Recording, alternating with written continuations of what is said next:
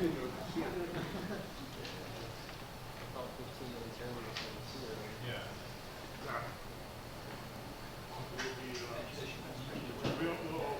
love how there's like a 15-second delay between in here and YouTube.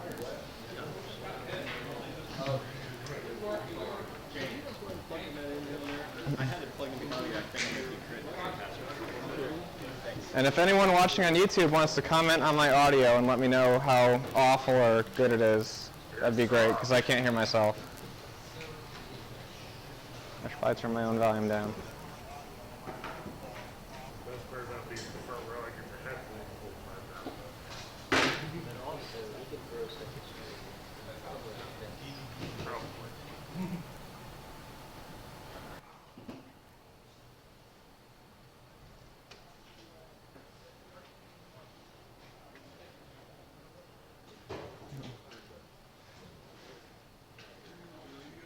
Say again? Yes. Are you Ray? All right.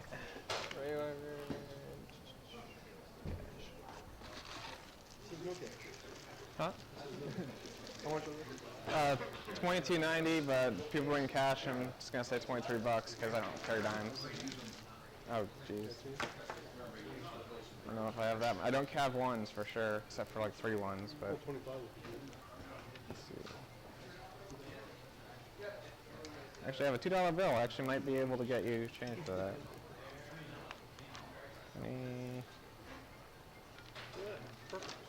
$5. Oop, that goes to you too. Thank you.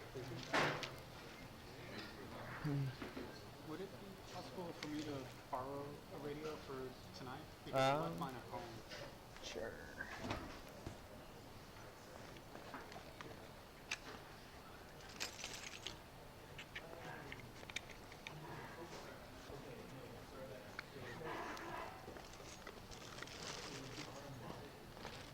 Antenna, radio. All right. Be right back.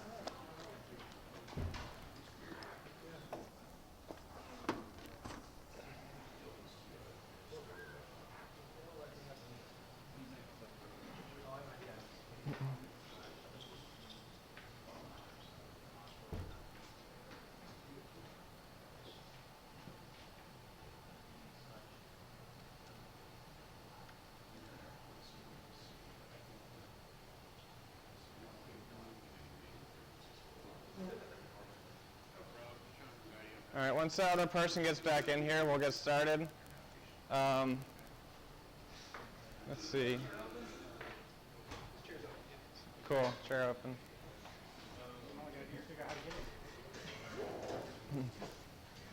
You gonna be all right heading out back here? Yes, I've got GNU radio. I don't have GNU SDRs. So wait, GNU radio runs on Windows? I had no idea GNU radio could run on Windows. I think your USB, there you go.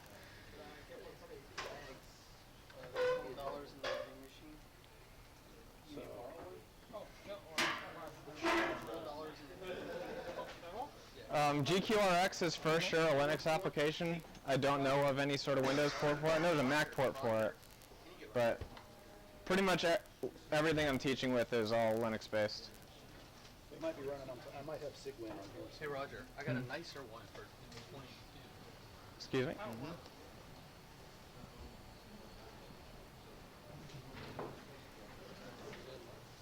Here?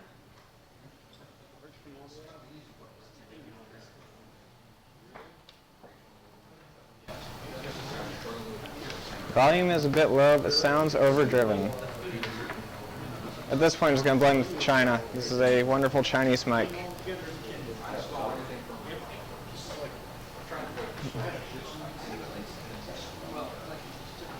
All right, welcome to week 1. We've got a pretty full class. If more people come in, just get cozy with your neighbor. We'll try to fit as many people in here as you can. There should be a power strip in front of you or within proximity of you somewhere. So if you need to plug your laptop in and charge it, please feel free to do so. In the back, we have drinks in the fridge. Help yourself. If you want to donate something for the drinks, the cash box is over there on the file cabinet. So a little bit about me.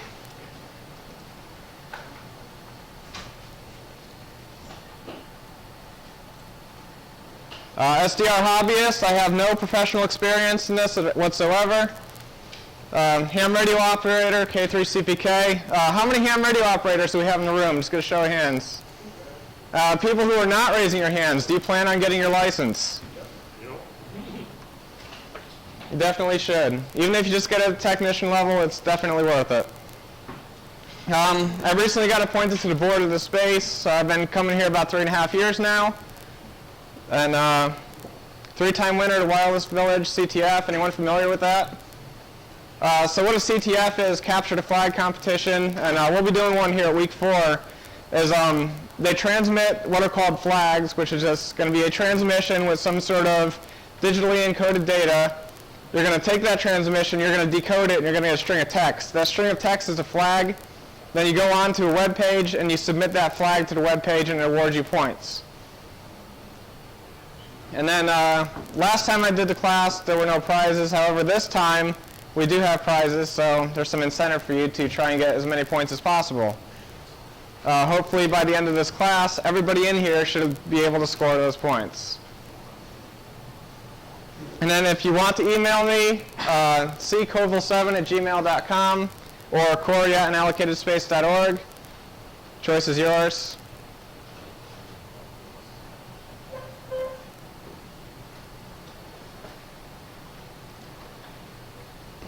And then a little bit about unallocated space. We're a hacker space. Some people might compare us to a maker space. We definitely dabble in both areas. I would say this class definitely is more on the side of hacker space.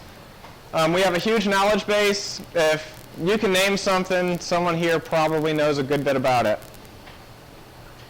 So don't be afraid to reach out to people and say, hey, I'm working on project X. I really need help because I'm really stuck in this one part. I bet you someone else in this, like in our community, has done the exact same thing, run into the exact same problem, and can probably help you overcome that problem. If you have an idea for a class or event, host it here. It's free to do so. Just email events@unallocatedspace.org and set up the date off our calendar. That's free. And then set up some slides, set up some class material, and host your class. If you want to host a workshop, that's fine too. You don't have to be a key holder or anything like that. We will find a key holder that wants to take your class or is just available that day. And then classes are free here. Rent is not. So if you can, please try to support us. Your donations definitely help us keep classes like this going. We're a 501c3, so if you want a receipt for your donation to get the tax write-off, talk to me or another key holder, and we'll be able to get you that receipt.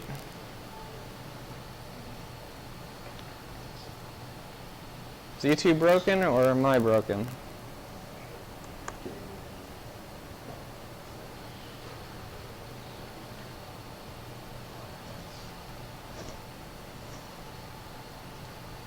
All right.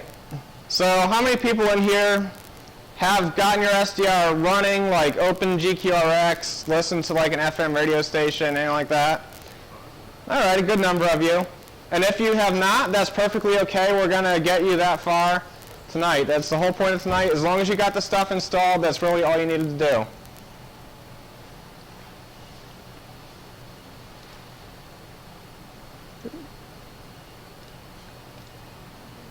Okay, so we're going to open GQRX. First, we're going to plug in your SDR. So if you've not done so, go ahead and do that. I'm assuming everyone in here has it plugged in already because you all set up fairly early. Has anyone still working on getting their SDR plugged in, trying to find a spot to put their antenna?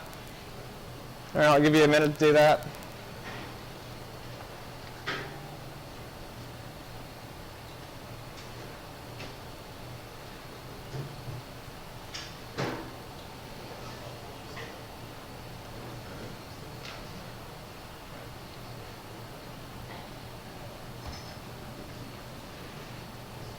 Who here has used a Linux terminal before?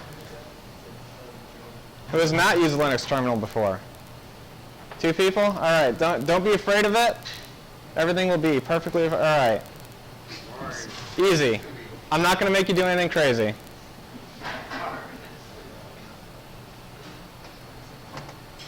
So once you have your SDR device plugged in, for those of you that want to jump ahead, press Control-Alt-T on your keyboard if you're using Ubuntu. If you're not using Ubuntu, figure out how to open your terminal.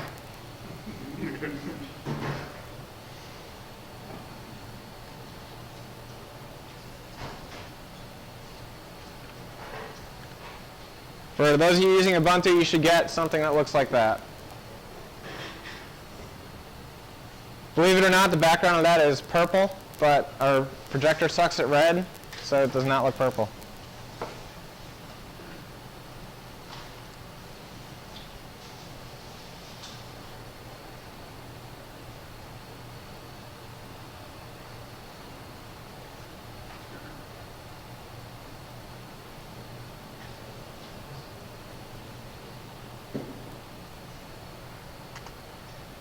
And then, once you have a terminal open, type GQRX-R. And for those of you that wonder what the -R means, it's going to clear out any configurations that you made. It's going to give you a clean slate. Everyone's going to be starting on the same page.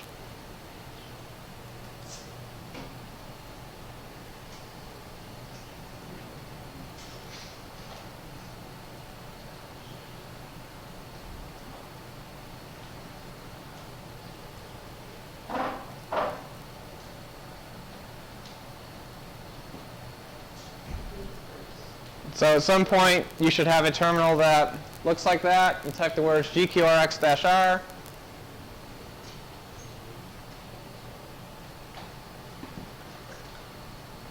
Actually, I will do that along with you.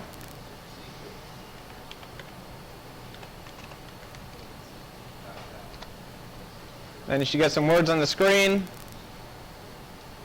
And you will come up with a box that looks like that. Who is at this point? You have that box. Anyone need me to wait up a little bit?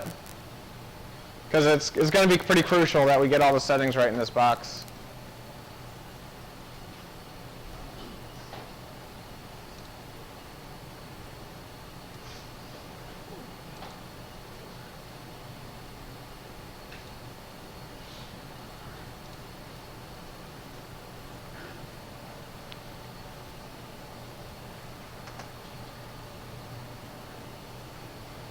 That very first block is your device selection. That's where you choose your SDR hardware. For those of you with an RTL dongle plugged in, you should have something that says Realtek RTL blah blah blah. As long as you have Realtek something in there, it sees your device. If you're using a hack RF, you should see hack RF something, maybe. Let me check on this machine.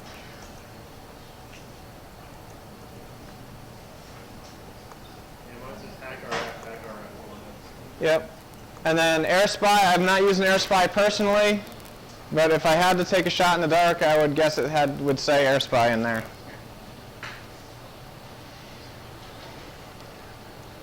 But I think the AirSpy is based a little bit off the RTL SDR, so it might even show up as that.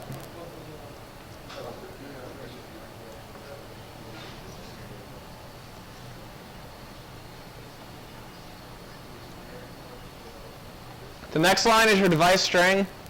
For the most part, don't touch that line. If you know what you're doing and there's cool stuff your SDR can do, that's where you'd put that configuration. If you have a hack RF and you want the voltage bias to be on, then you would put bias equal 1 in there. But for the most part, don't worry about that line. Just make sure it fills itself in. And then that line, your input rate, that matters quite a bit. For one thing, that's going to determine the RF bandwidth that you can look at.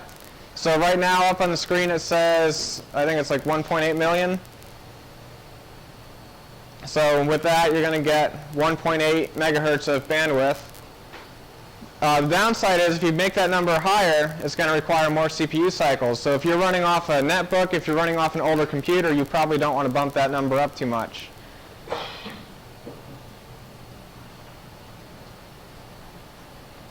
So is everyone at this point? Am I waiting on anyone right now? You're still... I don't have the Realtek device option, but it's installed. It's in... So is there a configuration file?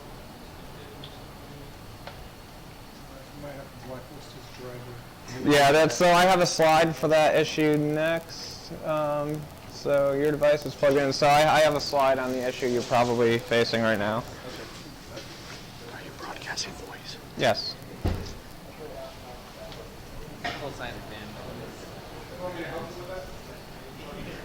I have a whole slide dedicated to that issue. So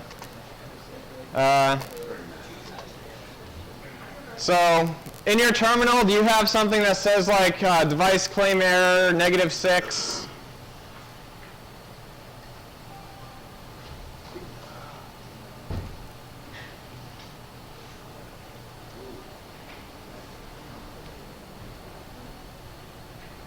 Excuse me? This runs, and then this pops, and then that's there. I mean, you can break it. But if you type LSUSB, it's definitely there, so. Type sudo GQRX. Sudo space GQRX. Enter. Okay. And then go to your drop-down list. Still, RF space net SDR. So yours is a little bit different. I think, yours might be that RF space net SDR. No, never mind. Don't listen to me. I'm wrong there. It's not stream.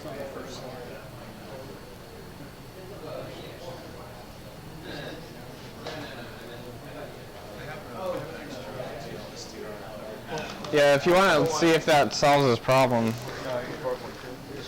Yeah, try that one. So I personally have never seen anyone use this particular little dongle. I know it's a thing.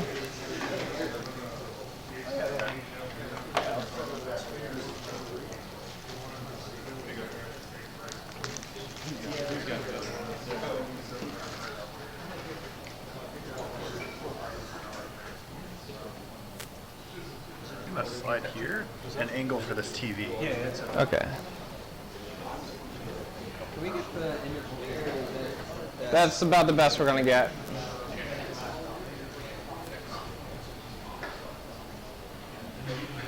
Is anyone else having an issue with like device claimed by like another driver?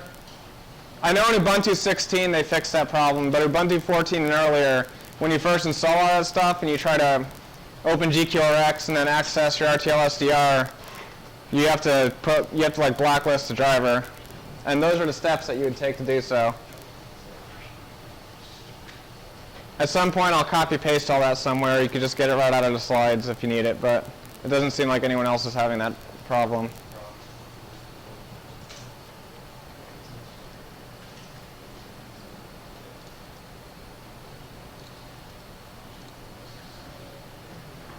For everyone else that is up and running, go ahead and click OK. On the I/O screen, do we need to enter anything for the bandwidth? Mine just 0. Nope, just don't touch anything else, and you'll be perfectly okay.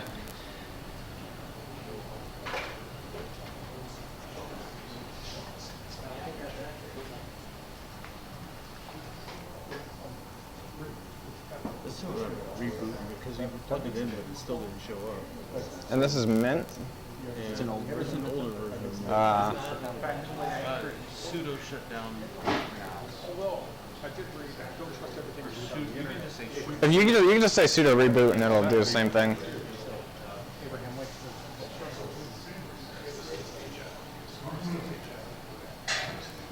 So Mint has always given me problems. It's like supposed to be like an Ubuntu clone, but there's problems I run into with Mint that I just can't replicate in Ubuntu. So what do you recommend? I recommend Ubuntu 16. That makes this is like a live CD, right? Basically. Yeah, you can run Ubuntu 16. Make sure it's a persistent USB drive. That way anything you install stays with it. There's a like install it. Yeah, I tried to use UTIN or something like that. Are you Jack? I'm Jason. Jason. Okay. Do I look like Jack? There is a Jack, and you almost look like him. I just rode here, so that's why it's like.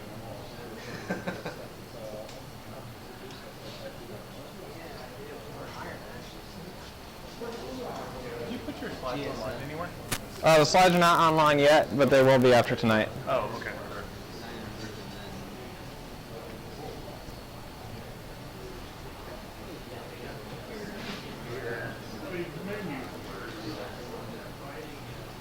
All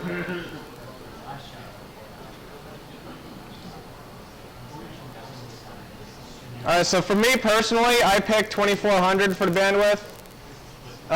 That's about the highest you really should go. You can go higher.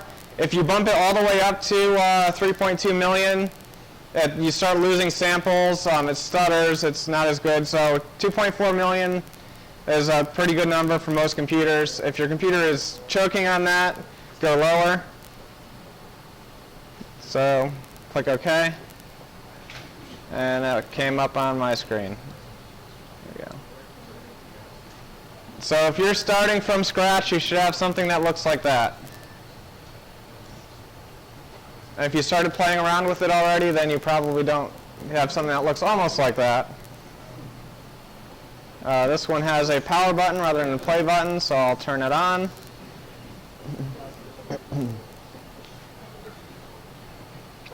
I want everyone to find the tab that says FFT Settings. Actually, no, I changed mine. Input Controls. Everyone go to the Input Controls tab.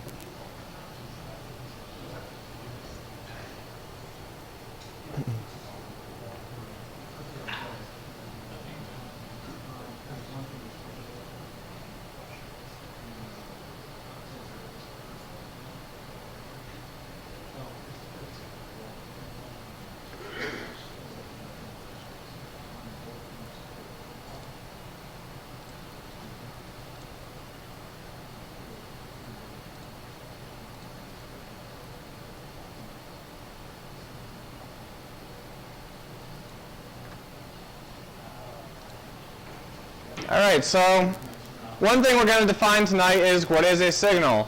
Anyone want to speak up and say what you think a signal is? Any takers? Yeah, basically, so a signal is a radio wave that is transmitted or received, or at least this particular definition of signal in this class. So part of it's the carrier. So when you're tuning to some frequency, you're tuning to the carrier frequency. That's like the center frequency. Then the other part is the information or the intelligence. So that's the voice that you hear, that's the data that's going across, and that will vary away from the carrier off the center frequency by some amount. And we'll go over how much that amount is next week when we talk about modulation. And that is, I will get to the FFT display in a bit. For now, I'm going to go back to the GQRX window. So everyone's in the Input Controls tab. Anyone not finding the Input Controls? Cool. So see this slider that says LNA gain up here? By default, it maxes that out. That is way too much. You don't want that maxed out. So just click and drag, and if you put it down like somewhere anywhere between 25 and 30 is perfectly fine.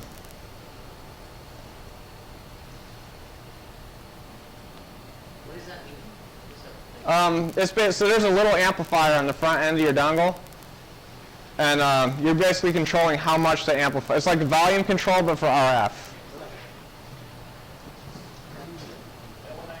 And turning the volume up to 11 is not always a good thing. Now the Hack RF has different options, right?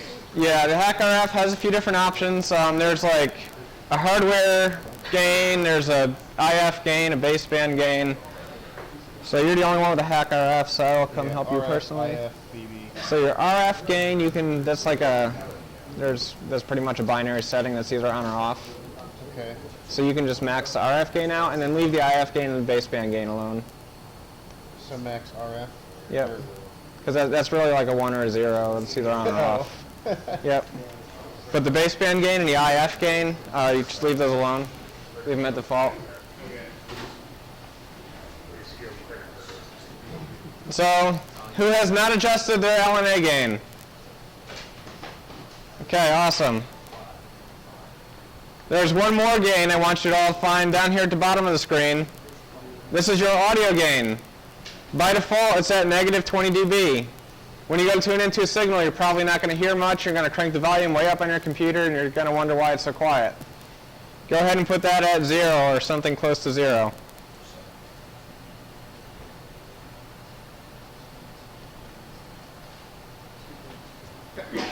If you leave that at 0 or something close to it, you'll be perfectly fine. You'll hear everything at a normal volume level. Later on in the class, when we start passing signals to other programs, they'll be at a level the programs are happy with. So audio gain at 0 dB, LNA gain anywhere between 25 and 30 is fine.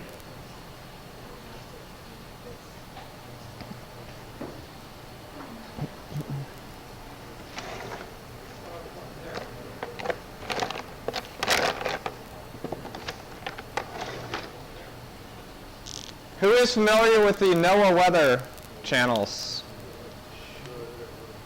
So the NOAA weather frequencies, they spend a lot of money making sure they're transmitting on the frequency they're supposed to be transmitting on. So we're going to use them as a calibration signal. Around here, in this area, 162.400.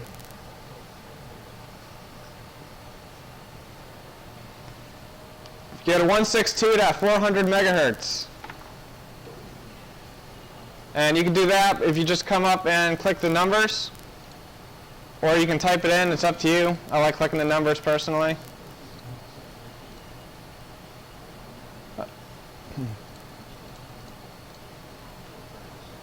And you'll notice that puts that dead center in your display. Some SDRs have a DC spike at the dead center of their display, so what I find is helpful, if you just click in like the middle of your FFT plot, so now you get a red line off to the side somewhere, then you'll notice the number up here changed. So just click until you get to 162.400. And then you can use your scroll wheel to zoom in on that signal. Don't zoom in too much. How I have it right there is fine. Is there another way to zoom without the scroll wheel? Some computers, if you use 2 fingers on your touchpad, that acts as a scroll wheel. That's not all computers. Definitely thinking newer computers though. FFT settings is too. And then some brought up the FFT settings, which is another tab. Also has zoom options. So you got FFT settings and the zoom. Just move that slider.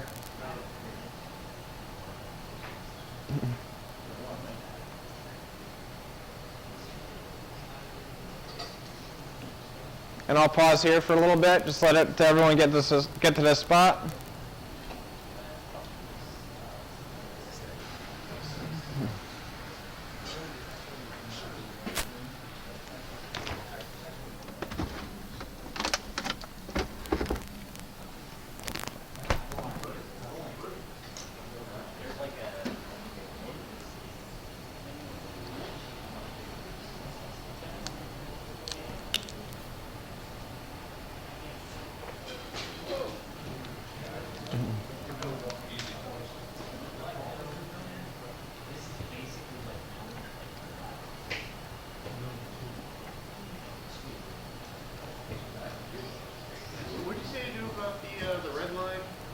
If you just click and so, here, I'll go through the process again.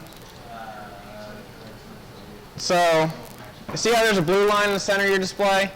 Do you have a red line not like somewhere out in the middle, or is it? Alright, if you can see a red line away from the center, that's fine. Just adjust these numbers until they say 162.400.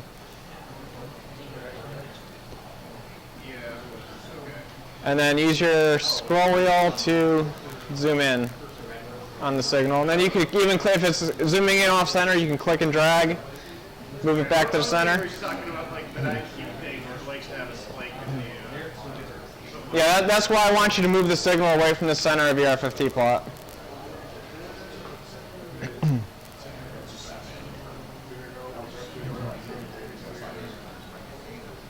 And now I'm going to switch back over to the slides.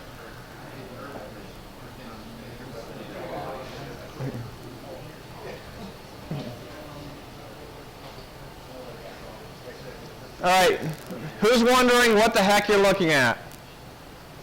All right, on the top you have something that sort of looks like this, right? Might be white line, might be yellow line. There's actually a way you can change the color. Pick your favorite color. Doesn't matter. This is called the FFT display. Who in here has used a spectrum analyzer before? If you use a spectrum analyzer before, this is showing you the same thing. But a spectrum analyzer does a sweep. It does a frequency sweep. This just does a fast Fourier transform algorithm and shows it to you all in one go. So on the y-axis, the up and down, that tells you your amplitude or power, how strong your signal is. Going up the x-axis, that is your frequency.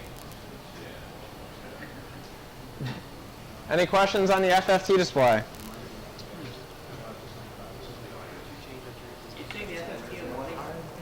Say it again? What's it taking the FFT? Fast Fourier transform. It's an algorithm that it runs on frequencies, and it divides it into something called bins. And depending on the resolution that you have it set at, decides how many bins it divides it into, and then it just shows you like the power level of each bin, and the bin is a particular frequency.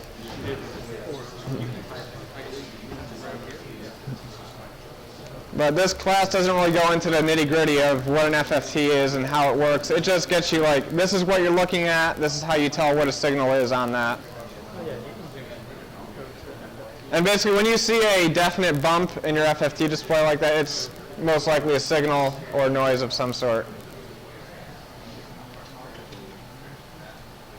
Underneath that you have something called the waterfall plot. This is a pretty little colorful graph. Same thing, frequency is still under x-axis, and it matches up with your FFT display above it. The color represents the amplitude, so the brighter the color, the stronger the signal is. And then going down, and GQRX in particular, going down is time. Some programs going up is time. It all depends on the program you're using, but in here, going down is time. And it's pretty obvious on there what the signal is that you're looking at, right? And what I infer based on the patterns here is that it's voice, because it changes a lot. There's breaks in between. It's seemingly random. So if you ever look at an FFT display and you see that type of pattern, it's probably voice.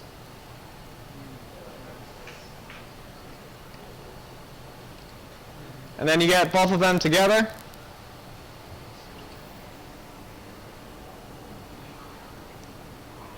Please don't be afraid to ask questions.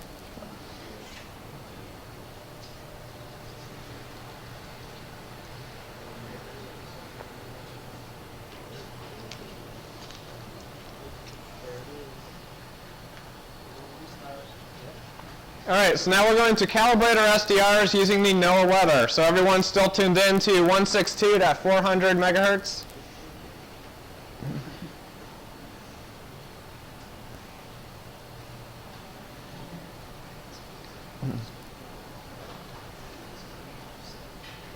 Does anyone not see the signal there? Everyone sees the signal? Sees it's got the bump in there, FFT, the bright colors in their waterfall?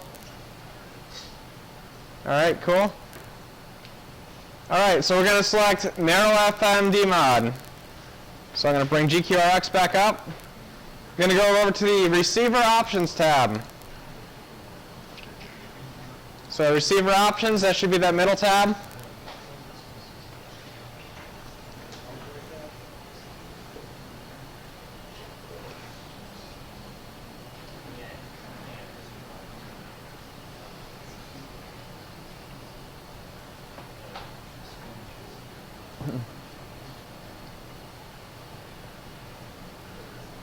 Who's still trying to catch up to this point? All right, cool. So now you're going to go see this mode where it probably says demod off unless you change that. So change from demod off to narrow FM. Clear.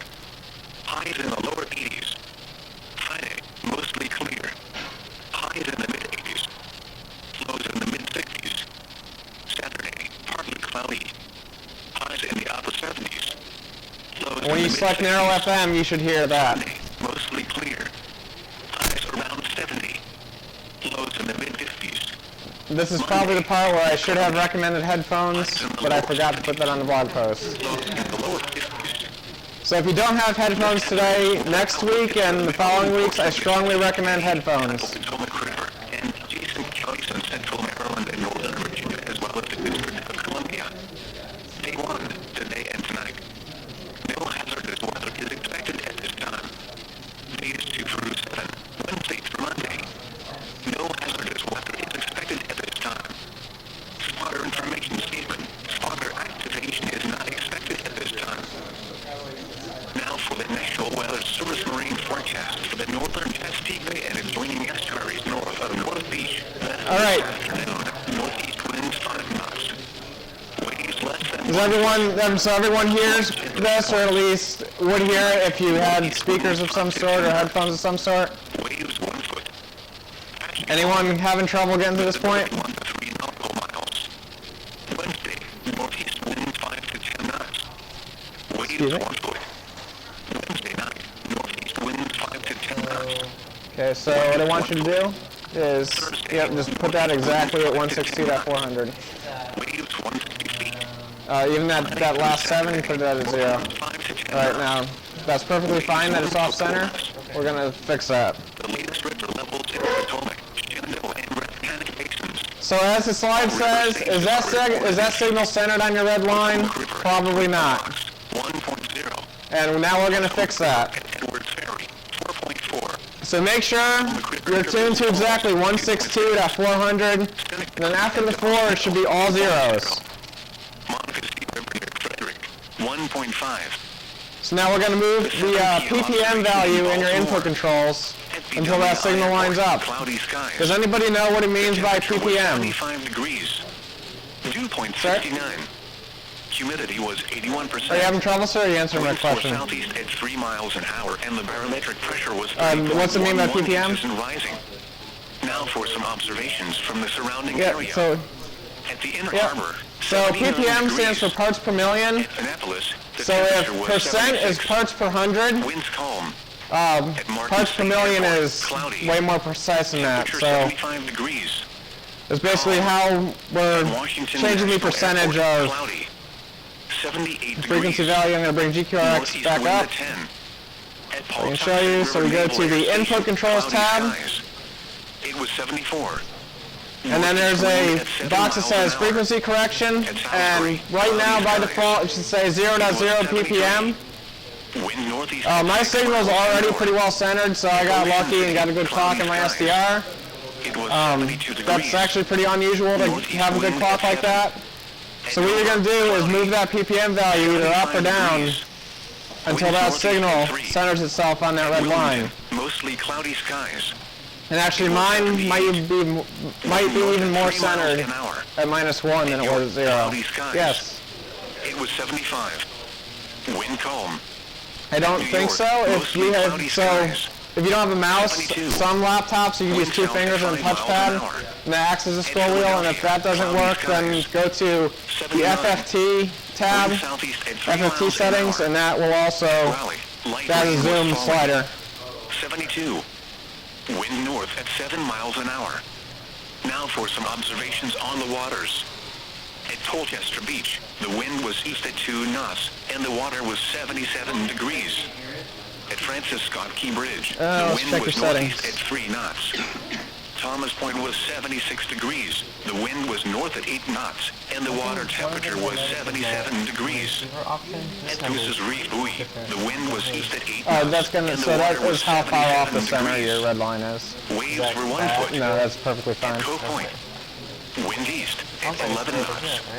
The volume on your computer might be That will low. affect the region over the next several days. Yep. A weak front is positioned But- offshore. High pressure will You can build click and over the drag. region through Thursday. You can click and drag the numbers on the bottom, and that. High pressure that returns to the area early next week. But you might even better off For with the R, and that National resets Weather it. Service forecast for the Baltimore metro And then you area can and try again. surrounding AAC listening area. Rest of this afternoon, mostly cloudy with a 20% chance of showers. Highs in the lower 80s. Northeast wind winds 5 to 10 miles an hour. Tonight, partly cloudy. Who has not calibrated their SDR yet? Lows in the mid-60s. Everyone has calibrated their SDR. Awesome. Wednesday, patchy fog in the morning. Mostly sunny. Highs in the lower 80s. Northeast winds 5 to 10 miles an hour. Oh, someone found it. Wednesday night, mostly clear. So if you're looking to slide, just slightly off center, Northeast winds 5 to 10 miles an hour. and then you go to input controls. Clear. Highs in the lower 80s. So we already did those. Clear. Highs in the mid-80s. Lows in the mid-60s. So we already fixed the LNA gain. Partly cloudy. And then there's the frequency correction, so that's what you adjust. Sunday. Alright, let's talk about hardware for a little bit. Highs around 70. Lows in the mid-50s. So your SDR hardware, it sort of acts like, imagine it's a microphone, but instead of taking in audio, it takes in RF. This hazardous weather outlook is for Maryland. And then cost, price, pick a price, anywhere from $10 all the way is to as much as you can afford. District of Columbia. I've spent more money on SDR hardware than I care to admit to myself or anyone else. There's many different ways they connect depending on what you buy. There's some that go right into the sound card. There's some that go into the USB, which I'm assuming everyone in here has a USB connected SDR. There's some that use the network. A lot of the amateur radio transceivers, they go over the network. Anyone have a networked SDR at home that they're not bringing here? I have one. It's actually pretty awesome. And then there's some, if you really spend a lot of money, you can get one that goes in the PCIe slot. But that's even like out of my price range. Visibility 1 to 3 nautical So the clock speed of, yes. Northeast winds 5 to 10 knots. Waves 1 foot. So putting it directly in the PCIe slot allows for extremely large amounts of bandwidth, because that's just like the bus right to your processor. Yes. Winds 5 to 10 knots. Waves 1 foot or less. What are they, gigahertz? I don't even know if any of that have a gigahertz at all. Baltimore. WI airport. Cloudy skies. The temperature was 75 degrees. Dew point 69. Humidity was 81%. The one with the most bandwidth that I know of off the top of my head right now is the USRP, and that can do like 60-something megahertz of bandwidth, and USRPs are very expensive. And then I think Lime SDR, which is not released yet, but they did like a Kickstarter type thing, that will also have 60-something meg of bandwidth. Cloudy. Temperature 75. Yeah, I got one. Waiting for it. Excited. I don't know. When it shows up, it'll be like Christmas, like you present, unwrap it. Yep. Cloudy skies. And then it presents two signals to your computer, or at least most of them do, unless they do real numbers. But for the most part, they present something called an I signal, or real numbers, or in phase. And they present something called a Q signal, or quadrature phase, which is 90 degrees out of phase of the I signal. And that is the imaginary number.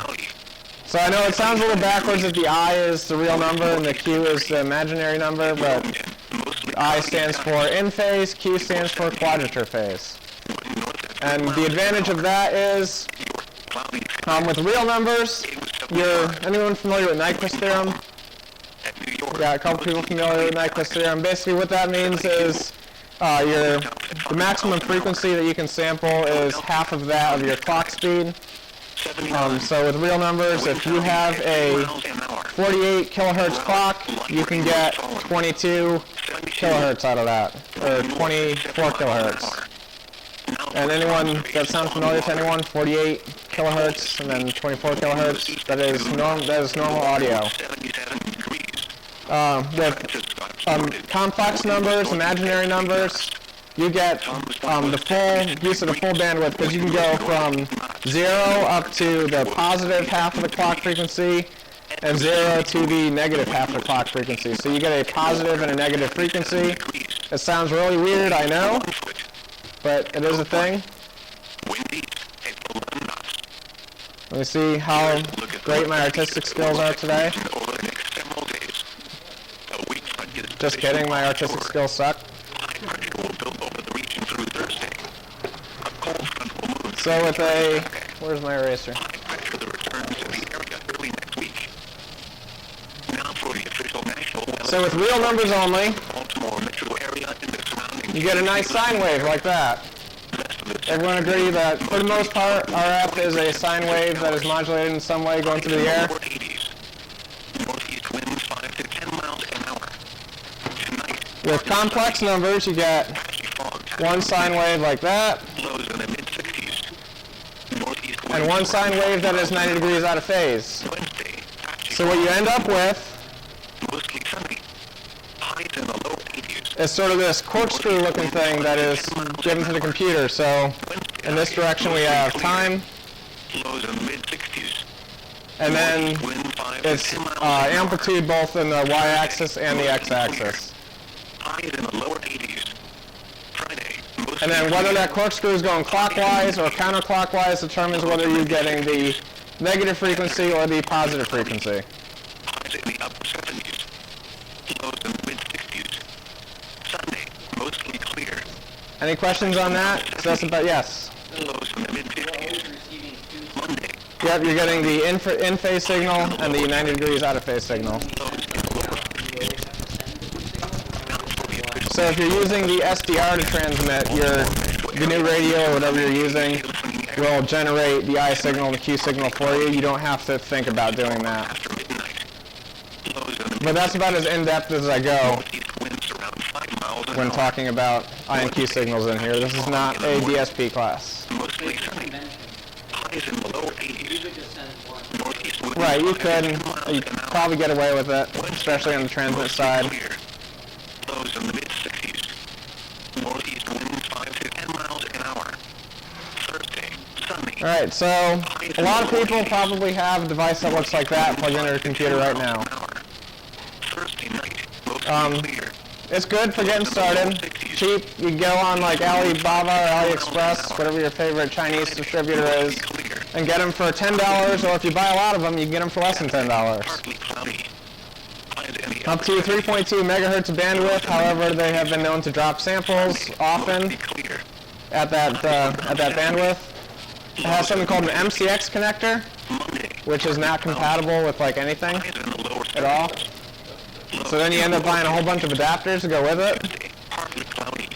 Everyone has an adapter kit laying around, right? No, probably not. Upper 50s.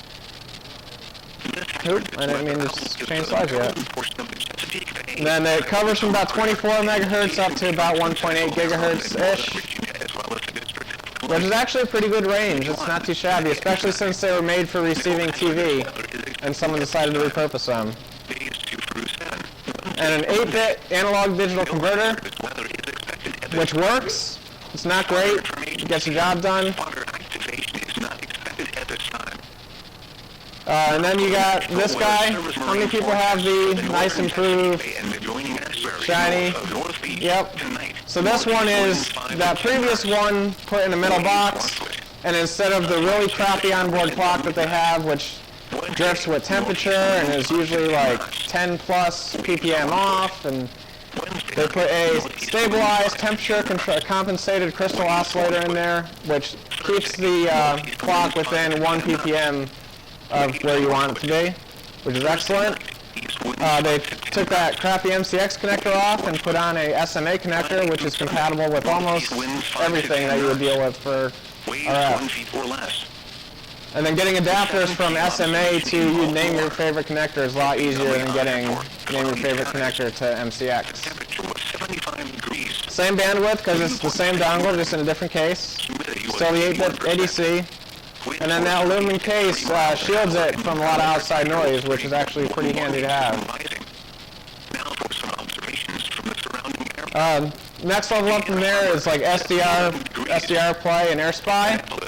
AirSpies are wonderful because they have a 12-bit ADC, which gives you a higher dynamic range.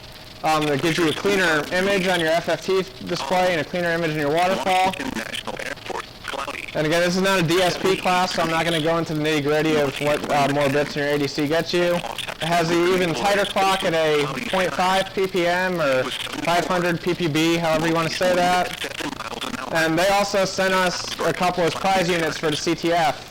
So if you want an AirSpy, Come week 4, playing the CTF, and if you get first or second place, you'll get an air spy. And also, I had to put their QR code on there because they sent us free stuff. Over, cloudy, 75 degrees. Winds northeast at 3. By the way, QR Droid is a wonderful QR code app. Like, from all the way back in that corner, I was able to scan that QR code. Where like 2 or 3 other apps that I tried just wouldn't do it. It was 75. Anyone need that QR code before I go to the next slide? Mostly cloudy skies. Okay. 72. And the next up from there is a Hack RF. I've got one, and I've got 2 more sitting at home somewhere. 20 megahertz of bandwidth, Miles an hour. which is wonderful. You can see a large chunk of the spectrum at once. SMA connector, again, compatible with everything. 7 miles an hour. And then you can go all the way up to 6 gigahertz. So basically, you might as well say DC to daylight at that point. The wind was east at 2. Unfortunately, they have an 8-bit ADC, so on the receive side, they're not so great. Bridge. The wind was Counter to that, they transmit, which most SDRs don't do that. degrees. The wind was north at 8 knots. And that's everything I transmit in this class is going to be transmitted via Hack RF, except for a few things that I use other SDRs or other regular radios for. Waves were 1 foot. At Coke Point. Wind east at 11 knots. And then there's the SDR Play, which is about the same price as the Air Spy. Several days. Neat little device. I think they're also 12-bit ADC. Someone has a SDR Play in here with them, right? A cold front will move through the area. Right. How many bits is that ADC in here? High pressure that Yep. returns to the area early Generally, next week. the more bits an ADC has, the better. Now for the official National Weather Once you get Service past forecast for the 14, it Baltimore stops. metro Doesn't really area matter and the anymore at that surrounding point. It's KC like listening law area. diminishing returns. Tonight, partly cloudy. Blade RF, expensive, but it transmits, and the receiver is pretty awesome on him. However, downside of Blade RF, they're good from 300 megahertz. That's their bottom end, up to 4 gigahertz. Mostly sunny. So then you got to get a special up converter. The up converts everything up past 300 megahertz, and that's a little bit pricey to do that. Mostly clear. Lows in the Apache Labs devices, I have a ANAN 200D, which is it's more for amateur radio operators, especially ones that like to experiment. They're definitely on the higher end for price, but they transmit. They put out, mine puts out 100 Mostly watts, clear. so great if you're looking to do SDR as a ham radio operator. 5 to 10 miles an hour. USRP, that's like the original SDR that most people know about. Saturday. Using a lot of research, a lot of academics, expensive. I don't own one. Lime SDR is not out yet, but that's going to have a huge, like 60-something megahertz of bandwidth to play with. Lows in the mid-50s. Monday, Which one? partly cloudy. I think that was 400 and something. Lows in the lower 50s. Tuesday, partly cloudy. Highs in the mid-70s. Lows in the upper 50s. And then there's even more out there, ones I don't even, never even heard of. Maryland portion of the Chesapeake Bay, titled So software, GQRX, that's what we're going to be using in this class. Northern Virginia as well as Anyone here use something besides GQRX that does a similar thing? I know SDR Sharp is a program. at this time. Cubic SDR, I looked at that one, I haven't downloaded it yet. Monday, There's a couple others out there for Linux that I want to try. at this time. Sponsor information statement. Sponsor activation is not GNU Radio has a huge C++ library. for the national That's the back end for a lot of other SDR programs. And then GNU Radio by itself has something called the GNU Radio Companion, which is this neat little graphical tool. You drag blocks around, you click wires from one block to another. And that's how that's how I transmit all the stuff in the class for the Hack RF. I can't program worth a damn, so it's great when you have to just click and drag stuff. Waves 1 foot. Yes, you had a question. Thursday, northeast winds 5 to 10 knots. Waves 1 foot. Say it again. Thursday night, east wind 5 to 10 knots. Waves 1 foot. Friday through Sunday, northeast winds 5 to 10 knots. So it depends what your skill level is. What I'm teaching in here is like piping the audio from GQRX to other tools that just decode it for you. Some people are really good at programming and GNU Radio, and they can just do all that in one flow graph. I wish I had those skills, but I don't. Was 81%. That's why this is not a DSP class. This is a signal analysis and learn to identify things class. 1 inches and rising. SDR Sharp if you're a Windows fanboy. Surrounding area. At the inner It actually works pretty well on I have a Surface Pro, and it works pretty well on that tablet. the temperature was 76. HD SDR, if you have like a sound card based SDR, a lot of hams use that program. 75 degrees. And then baud line does not connect to an SDR directly, but if you record an IQ file or a WAV file from the RF of your device, you can load that into baud line and like scroll through and look at the history of what happened during that recording. Alright, what is signal analysis? Anyone have a general idea of what signal analysis is, or?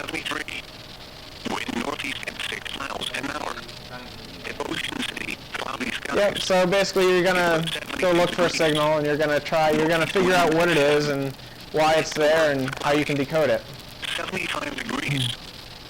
So in here we're gonna locate a signal. So you gotta figure out what frequency is it on, and there's resources available to help you figure that out. And then you're gonna identify a signal. So is that frequency allocated for something specific? Is it modulated a certain way? Does it sound familiar to you? And you're going to demodulate the signal, so you get it from that RF down to a baseband or the audio, something that you can then have your computer process and give you data back. And then you're going to decode the signal. So once you get that audio and you pump it into a program like FL Digi or Multimon NG, those are decoders, basically. FL Digi can also encode signals, but we're not going to do any encoding in this class. Alright, time to get a little hands-on, do some practice. Hopefully that cooperates with me today. Waves were 1 foot. At the point, wind east at 11 knots. The latest river levels in the Potomac, Shenandoah, and Rappahannock basins. All river stages are recorded in feet. Potomac River. Yeah, apparently people had... 1.0. Is this still demodding? Oh, I'm sorry, people on YouTube. Potomac River near Little Falls, 2.6. Seneca Creek and Don.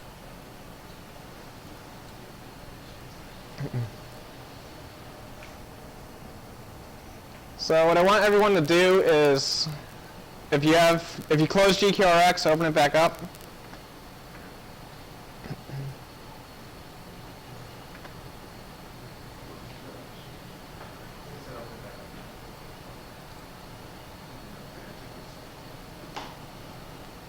Alright, so we're going to do a signal analysis workflow. So basically you're going to take GQRX, that's going to take your RF in. That's going to then be passed to a program called PulseAudio Volume Control. I think a lot of people had trouble finding that, but it's a weird command that you have to type to get it. So, and then from there you're going to go into whatever program does decoding. So it's FL Digi, Multimon NG, QSS TV. There's a bunch of other programs depending on what you're trying to decode. Yep, last step is decoding.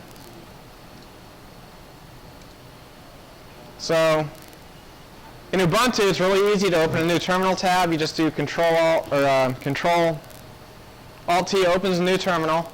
So do that first. And then you're going to do Control-Shift-T, and that's going to make multiple tabs in your terminal. So instead of having terminal windows all over the place, you have one window, multiple tabs, kind of like web browsing in Google Chrome or Firefox.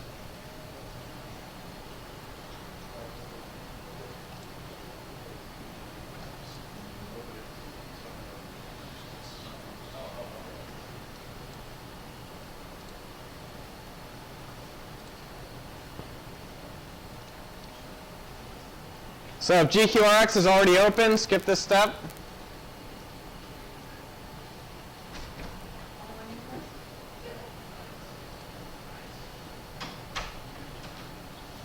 And then in a new tab, open FL Digi, which all you got to do is type FL Digi, and it goes.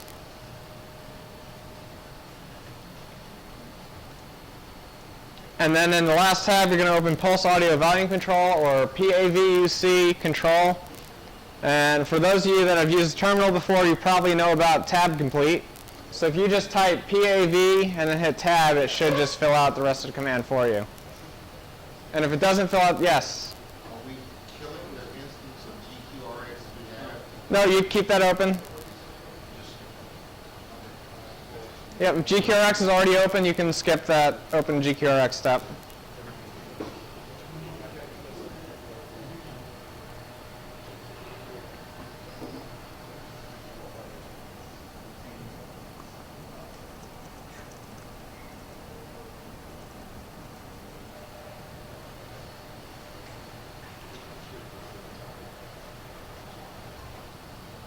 ever opening all these in different tabs? Yep.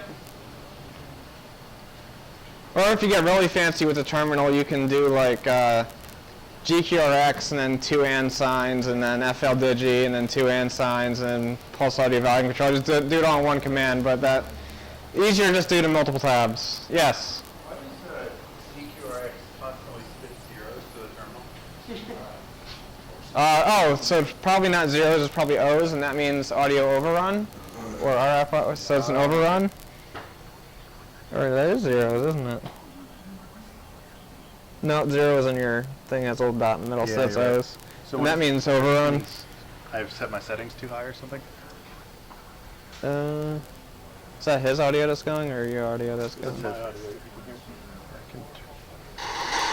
Oh Jesus, that sounds terrible. Well, I think I've got this.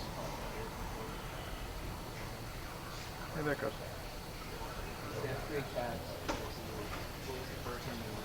Yeah, I hear you. You asked. Yeah, it's going. Are you eating much tea, Brian?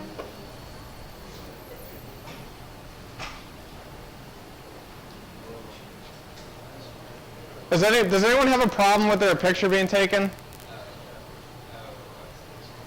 Speak now or forever hold your peace about pictures. Okay, cool. As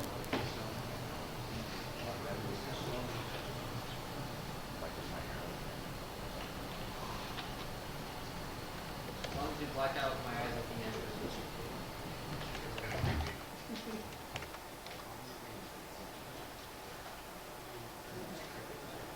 All right, when you open FL Digi, most of you, unless you've used it before, should have this screen up. Is that the screen that you have up for FL Digi? So click Next. If you're a ham and you want to enter all that stuff, cool, go for it. Otherwise, doesn't matter, click Next. So now you get to this screen matters, audio devices. Select PulseAudio. And then for those of you with slower computers and this doesn't work, you're going to select port audio and you're going to use a loopback cable. But for now, we're going to all try PulseAudio. Did you come up to that, Shane? So it starts off with a screen that looks like that. And you just click Next, Next again. And then you select PulseAudio. What did it come up the screen? Mine just came right up to this. Oh, have you used FL Digi before? Just launched it to see if it worked. Oh, then that's probably why. If you launch it and then don't change any of that, but yeah, there's settings. I'll show that in a second. Then when you click Next again, you can ignore all this stuff. You're not controlling any sort of rig. Again, Finish. And that is on the wrong screen. So I'll drag that there. Okay. So now you all probably have something that looks like that.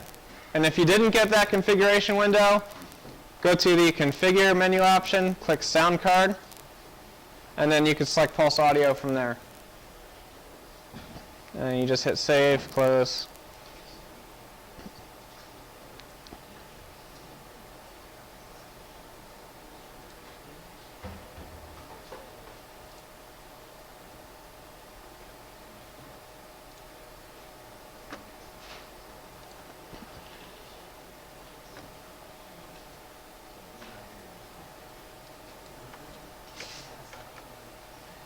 And then you should also have PulseAudio Volume Control, which you can just type PAVU and hit Tab and it fills out the rest for you. Or you can just type it, whatever makes you happier.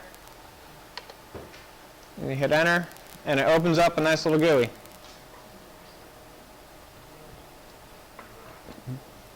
So from this GUI, anyone got this GUI up?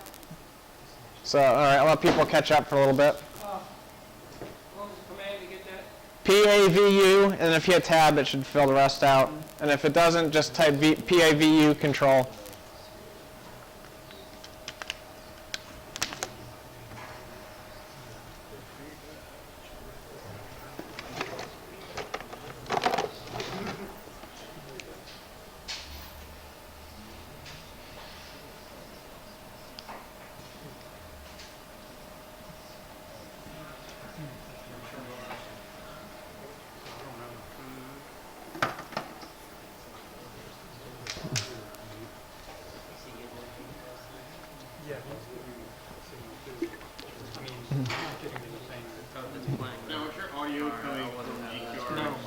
Right now, by default, the audio is coming from a microphone on your computer somewhere. Unless you don't have a microphone, then it's probably going to be like a dark waterfall. For FL Digi, yeah. So all this down here in the waterfall, right now that's coming out of a microphone somewhere, I think. Yeah, that's probably me talking.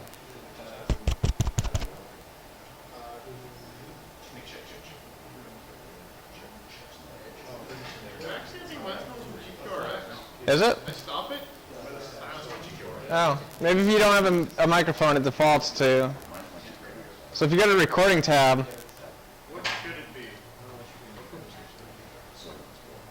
So when you go to the recording tab, it should be like built-in analog stereo by default.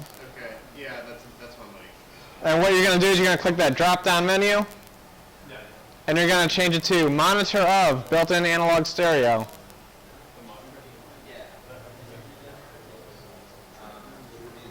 Make sure you're doing that to the FL Digi window specifically. But for you guys, that should be the only thing recording. I have a couple other things going because I'm streaming to YouTube right now.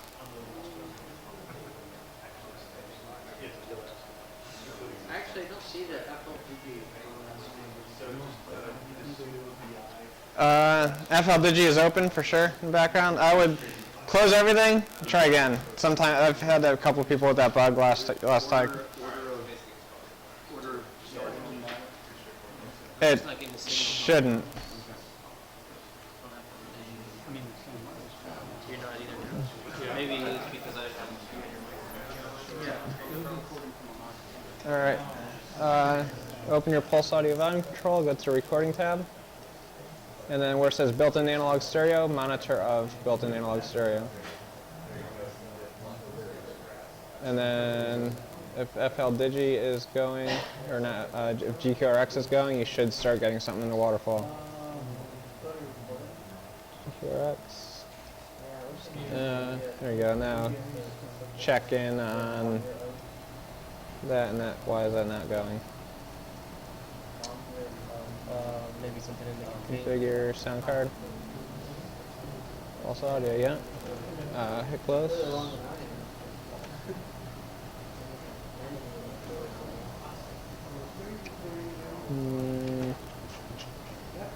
Go back to PulseAudio volume control. Drag that so the window is a little bit bigger. And then go to playback. Oh, there you go. So for your GQRX, just drag that slider up until you. And then what I would do is. by like 0 decimal. You don't have to drag it maximum, but yeah. Now go back over to FL Digi. Okay, that makes me a little upset that that didn't work. Okay, go back to PulseAudio volume control. Go to recording. Click that mute button next to it. See if that, yeah. Nope. Do it again.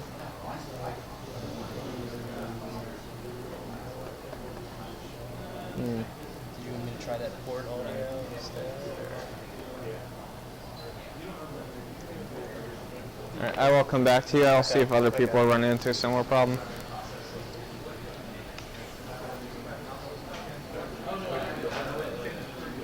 Who else is having problems with PulseAudio volume control and FL Digi? What's the outcome supposed to be? You're supposed to get, your waterfall should look similar to mine right now on the bottom in FL Digi. So hit save on that. And then go to, in here, go to recording tab. Yeah, looks like you and him are having similar problems. Okay. It doesn't matter inside of that program. Okay. I may have been I don't have a waterfall going on here. You what? I don't have the waterfall going on here. Yeah, so you have so I have 4 people so far with this problem. Actually, he might have fixed it. No, he didn't. That he wasn't the one with the problem. He was. I have another problem. What is your? It just says captured, and nothing shows up. Oh, that. And I'm pretty sure it's tied to FL Digi because if I close it, that thing disappears. Yeah. But if I start it up again, nothing happens. Huh. Go to playback tab. Yep, GQRX is. That guy's weird. And that should that be playing something if I have it? Yeah. So GQ is. Oh, you're demod the weather station. Do FM demod, neuro FM. So now it should Yeah. pop up here. And then go to your PPM. Go to your Oh, yeah. input receiver option, input controls, and then adjust your PPM until that centers itself. Yep. Okay. All right. All right. So that solved your problem. I see. I could see your FL Digi window. That solved it for you.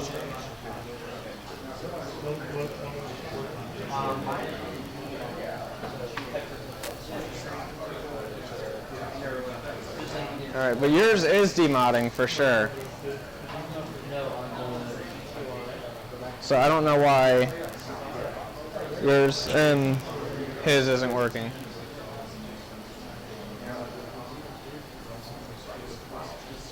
Yes.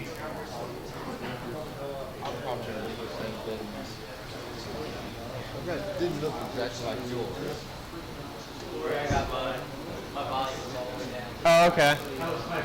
So go to you're in recording tab. Go to recording tab. Okay, yeah. Yours is doing it. So see how you have a waterfall there at all in FL Digi? You're good. You have a waterfall at all. So that's. Anyone back here having trouble? Excuse me? So I just now installed FL Digi, Okay. FL Digi and PAVU,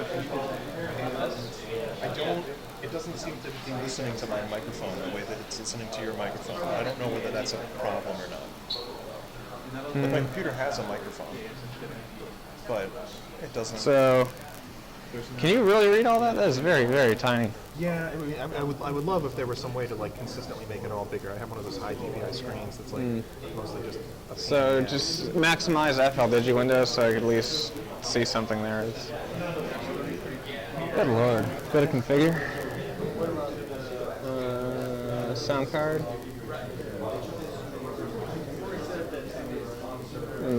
Close that, and then you messed when you. The two reasons that I don't run Linux as my like main operating system on this computer are. And then where it says file IO only, change that to PulseAudio. Yep.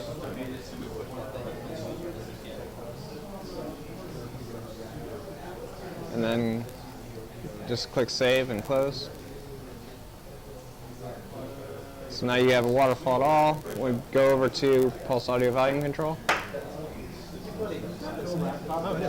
Okay.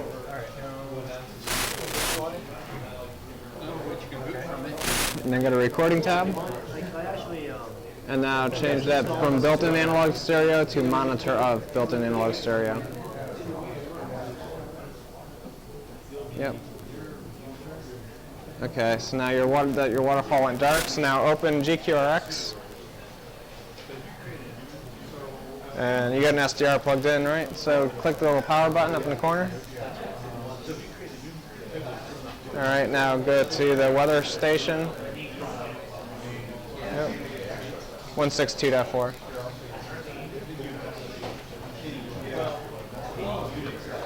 And then if you have a narrow FM demod and your audio gains is 0, you should be able to go to, yep, it's piping in, so yours is working now. Yeah. Is there a way to like zoom in? So take that LNA gain and drop that down to like anywhere between 25 and 30. Okay. And then go to FFT settings. Okay, it reset. Cool. Gotcha. Where's your antenna? Go vertical with that. Yeah. Otherwise it doesn't get it. just so you know, and it was hardware muted, and that's why the waterfall and the Digi wasn't coming through. Okay. Well, once we undid that, all of them started working. Awesome. So if anybody else has that problem. Yeah, and then once you demod that and you get PulseAudio volume control going. Hey, buddy. You do me a big favor. Can you watch the chat on the YouTube thing and let me know if people are complaining about anything in particular? Because I had like the weather audio playing over my audio for like a good portion of the presentation, so that like my voice is cut out completely from a significant portion of the presentation. The delay kind of threw me off. No, don't watch the stream, watch the chat.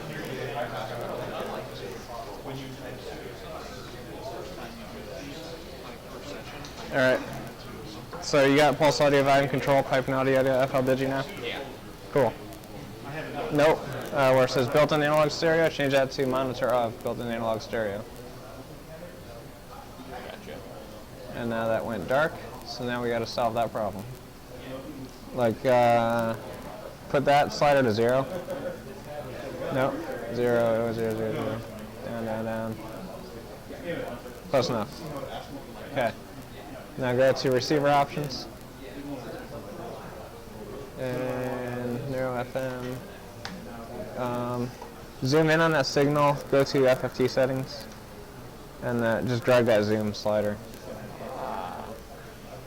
Alright. Now, you can bump your LNA up a little bit. Yeah, put that to like 30 for you. Yep. So now the only problem left is why is it not demodulating? Oh, yep, go to receiver options. Yep. Just put it at 150, negative 150. Perfect. Cool, it's working for you now. I don't care though, like if it is problem.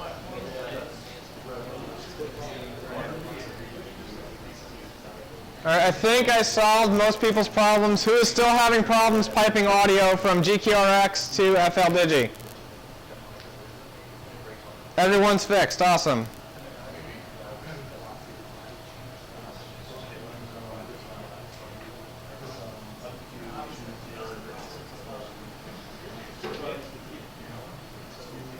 All right, so I'll bring this back up.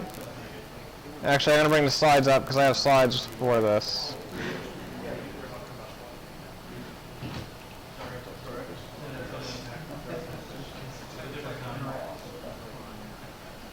All right, so a little bit about PulseAudio volume control. It's used to, so in this particular case, it's used to pipe audio from one program to another. If you have a really old computer, slow computer, it's not going to work very well. And you're gonna have to resort to an audio loopback cable, which is basically one end goes in your microphone port, the other end goes in your speaker port. All programs that are producing audio go in the playback tab. So when you open PulseAudio volume control, by default it starts in the playback tab. So you should have seen system sounds, you should have seen GQRX. If you had any other program open that produces audio, it should have been in that list. From there you go to the recording tab, and that shows you all the things that are listening. So FL Digi on your computer should be the only thing in there. On my computer I have the streaming software going as well, so that shows up in 2 instances. Other people, if you're running some other weird program for whatever reason, that'll all show up in there.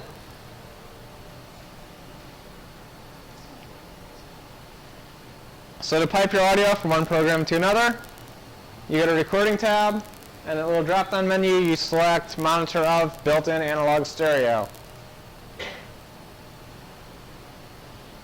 And I think everyone in here managed to get that. All right. All right, next, a little bit about FL Digi. Up in the top, I want you to find a button that says Op Mode. We have a lot of ham radio operators in here, so when you click that op mode option, you should see a lot of things that look very familiar to you.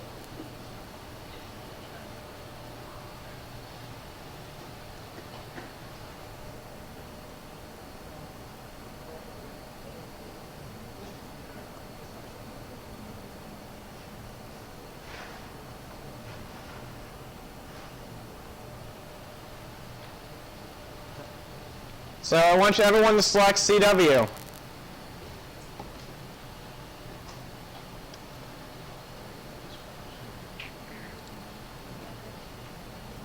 And then once you do that, you should have a screen that looks somewhat like that, except without all the giant text everywhere. You shouldn't have the giant text, that's just me. In that yellowish area, that's where the decoded text goes, so when you go to decode something that I transmit out to you, it will appear up there. The blue area, ham radio operators, that's where you're going to type your message that you're going to send to the other operator when you're using PSK31, RIDI 45, pick your favorite digital mode, put it in there. And down at the bottom, there's another waterfall plot. However, instead of showing you RF, that waterfall shows you audio. And right now, everyone should have something happening in their waterfall. Like it should not be a dark, it should not be like a black, empty space. There should be blue and then like bits of yellow. And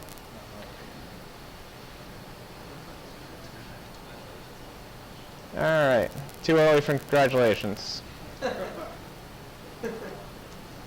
Previous slide.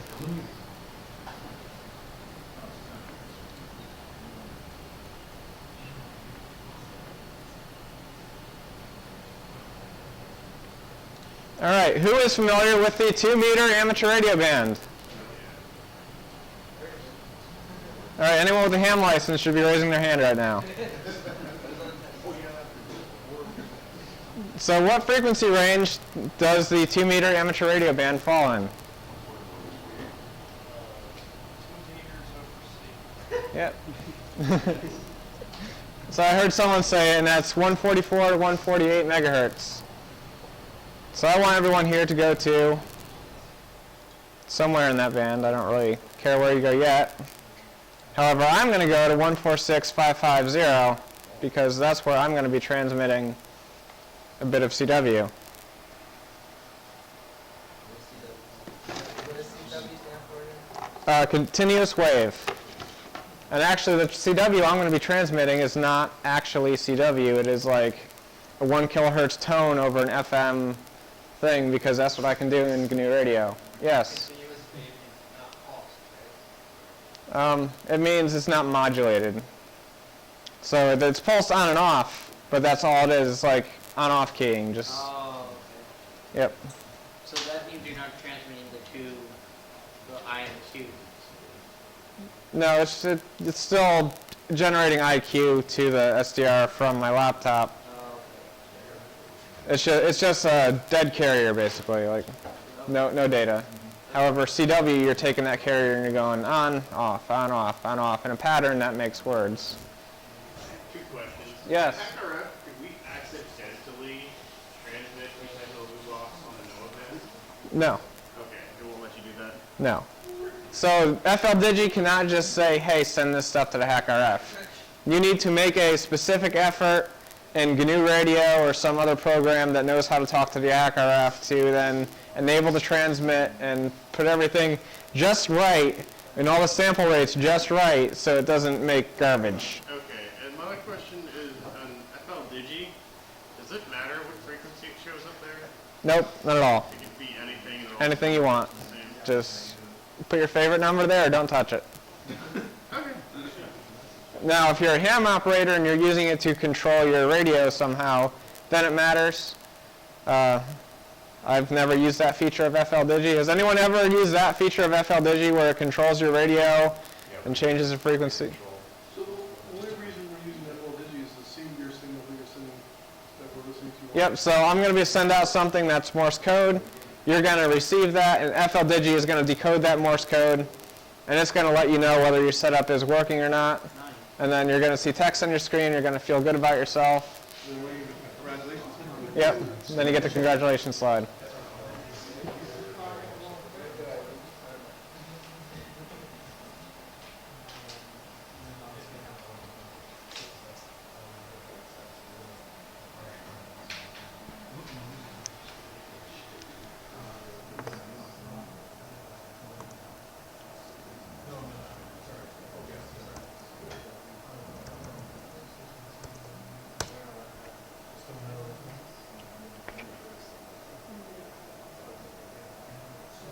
And by the way, James, even if you did transmit on the NOAA frequency, only people in here would receive it from you. That puts out like a milliwatt of power if you know what you're doing. Otherwise, it puts out like microwatts of garbage.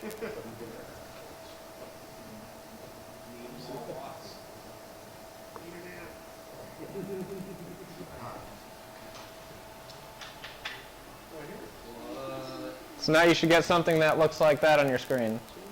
Is that on your, is that your audio? Or is it That is me transmitting.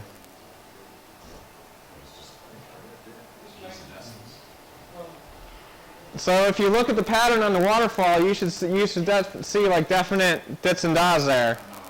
It's like a little longer, like a little bit wider apart, a little bit narrower apart. So you can tell from looking at that that is some sort of on-off keying, or it's slow enough you can almost say, hey, it's CW, or hey, it's Morse code. And when you listen to that, do you recognize that as Morse code? Like, is that a thing that stands out to you? And it works that way with more than just Morse code. You can, just like you can differentiate one person's voice from another person's voice, you can differentiate the way one digital signal sounds over a different digital signal. So next week when we're doing like PSK31, RIDI 45, and all sorts of other weird modes, you will hear a definite difference from one mode to another. And if you practice a lot and listen for those differences, you can eventually like go out there and listen for something and say, hey, I recognize this, I remember it's blah, and then you associate, either know what program to put it into already because you recognize it, or you go into Google and you type program that decodes blah.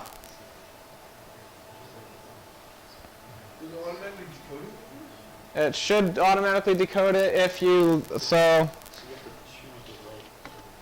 let me go over to, well, let me bring up FL Digi. If I didn't, there it is. Yep. So now you go to op mode, CW. And you see these little red lines down here, and then when you hover your mouse over the waterfall, it makes these two yellow lines. If you just center that over where the signal is, it should start, it'll have to catch up with the speed of the CW. So CW, unlike other digital modes, does not have a fixed speed. It is whatever the operator feels like transmitting at.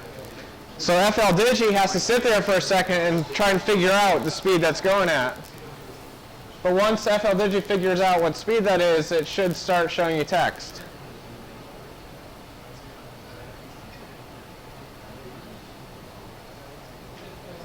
And right now FL Digi is taking its sweet time trying to figure out what speed that is. So if you get the message and then you start jacking up, then this is speed. Yeah, so. We got your message, but then it started doing. Or maybe it's a modified PPM, that's what I had to do. Did you? Yeah, that helped a lot. I had to expand my GQRX bandwidth. Yeah, that's what I did.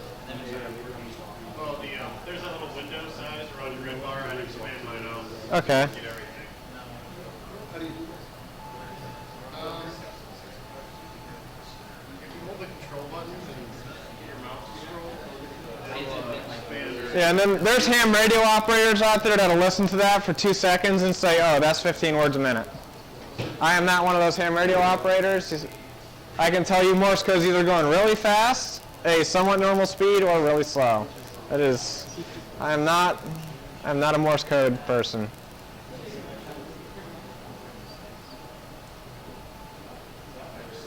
Cool, I found a new options thing I've never seen before.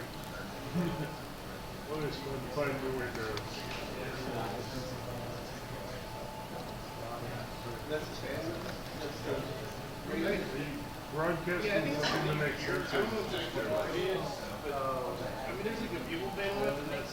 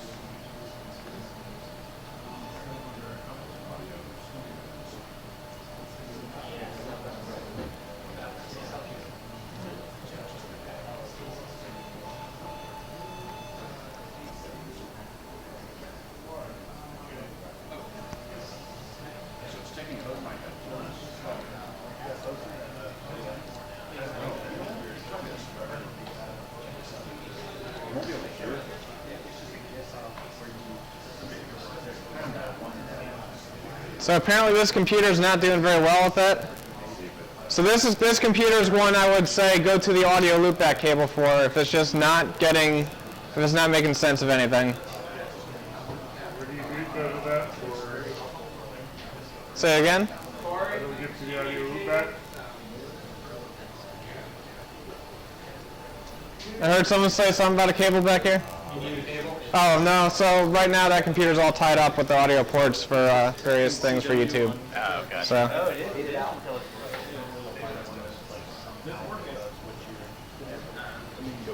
Yes. Sure. Too slow, or I don't know what's going on. It looks like you're not piping from, so open PulseAudio Volume Control. See that built-in analog stereo? Change that to monitor of built-in analog stereo. And now you should start seeing stuff there. And then those two red bars, sending that over there. And then eventually it might start. So yours actually picked it right up. Yours is doing really well. Yours is making sense of it.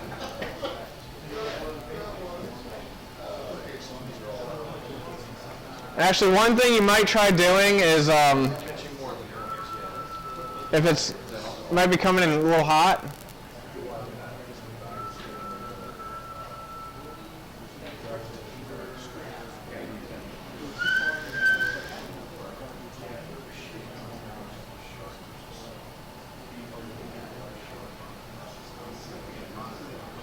Yep, that's it.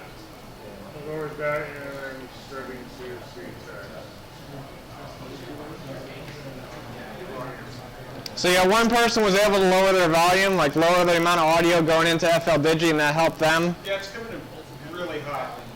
So if it's coming in really hot, All the way down to like 2.9. yeah, if it's coming in really hot, definitely lower the volume a bit. This old computer, that didn't help.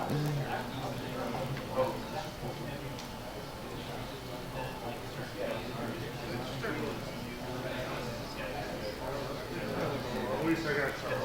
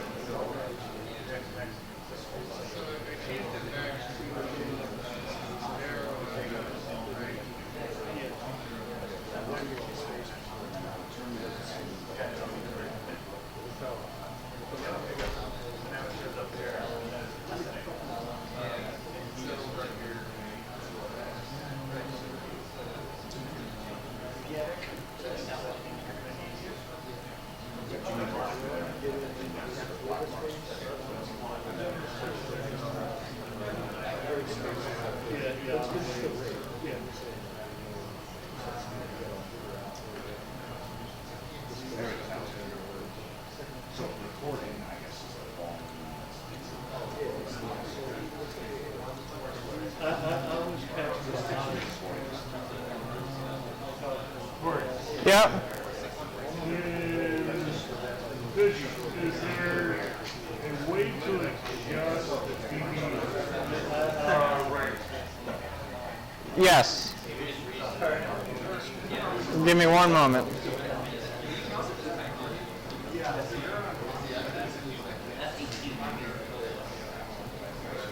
Excuse me?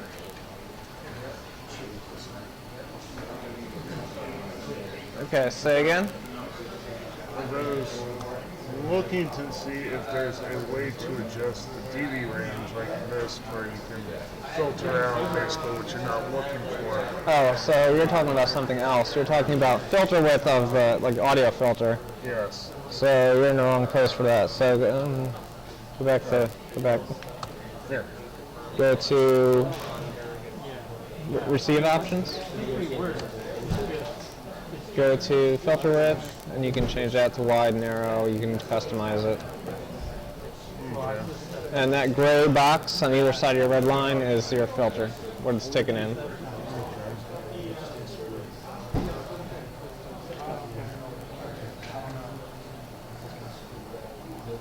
basically it's ignoring Yeah, everything. it did get some real data on yours Yeah, at some point. I was getting it for a little while when I was adjusting the volume. Here, at one point, I had it at a decent level. I'm guessing if it was a little bit quieter in here, it might work a little better.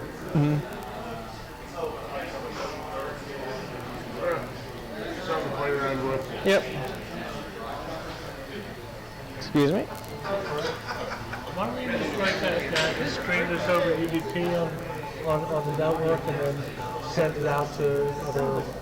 Say it again? I can send this out over UDP on the network? Is that what Yeah, you can send the audio from GQRX over UDP, but I don't teach people how to use that feature for mainly because I don't know much about it myself. Like I don't know of a program that decodes CW that takes a UDP stream in. I know it's a thing you can do. I'm sure there's people that like, oh, use blah blah blah. I was thinking, set up on a Pi or something. Yeah. I had it earlier, but I managed to kill it. I don't know. Right click. Is anyone here? Yeah, and then clear. Oh, bro. Okay. Yep. I killed it. I don't know how to get it back. What'd you kill? So I got this here, and I see this. Right. I've got my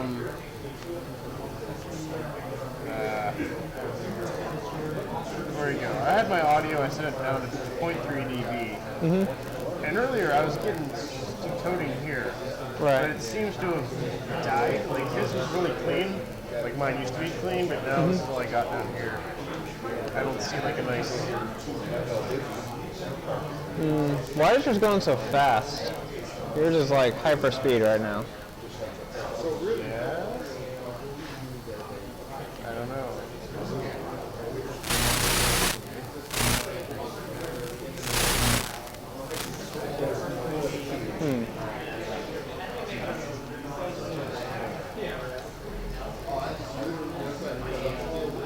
I wish I could help you with the hyper speed of which is going, but I don't even know where that. So none of that up there matters what you're changing. Okay. Basically, This doesn't look nice to me though. Yeah. I have no idea. I wish I knew how to generate a clean CW with the HackRF over GNU, like send Morse code out of it, but I don't, off the top of my head. I would just restart it.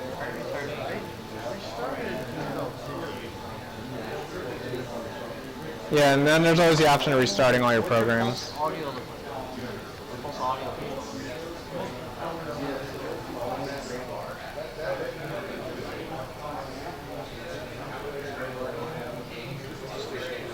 So who is not decoding audio or not decoding Morse code right now? Yours is another one. Okay.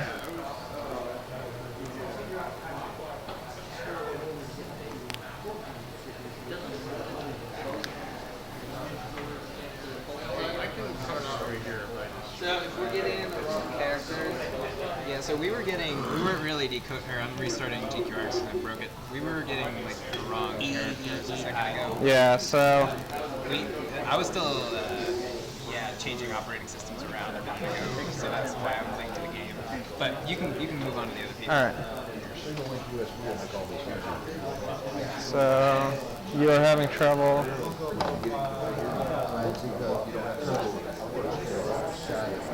Signaling to USB replacing the sound card. USB sound card. You can start a device.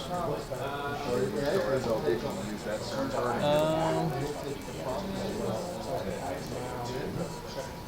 Oh wait, there it goes. Yep, yours is starting to go. So yours picked it up. So yeah, yours is good now.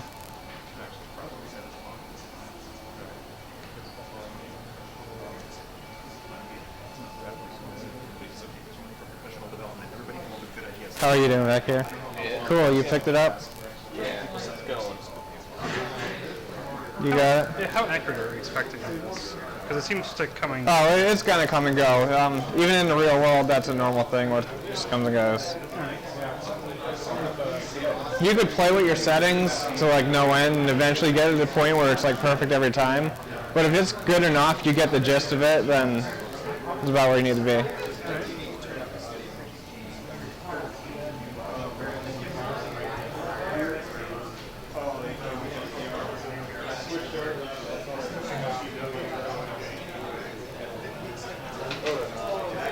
13th and yeah, this is a freaking 2-page. Tell me they cannot start rumbling these things together to get better margins.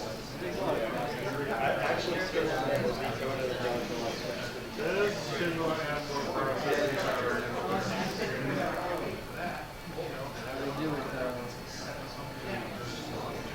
I can play my racing game on this, so it's flight simulator on this.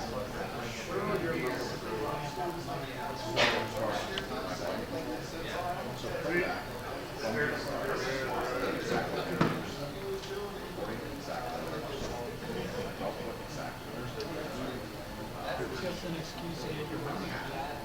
Having a processing power so they can charge you.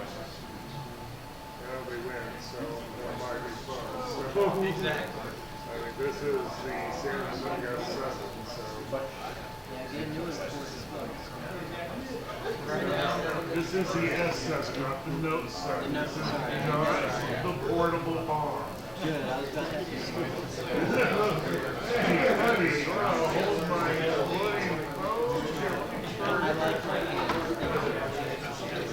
Hey, you hear about people pushing hard. Right, you hear what they're saying? No, other than that, they released a patch that only allows them to charge 60%. If someone charges us 60%, it won't explode. Did they recall? Oh yeah, they're all been recalled and they've already got new ones being issued to everybody. Well, new-ish.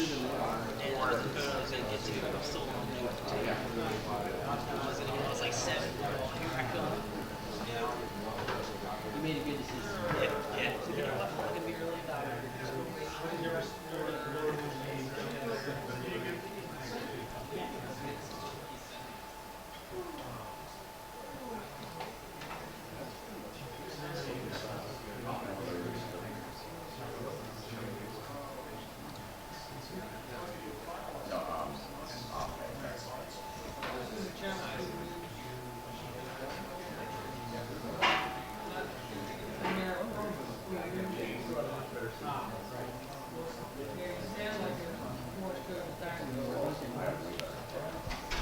Oh, that could also be it. It is way better.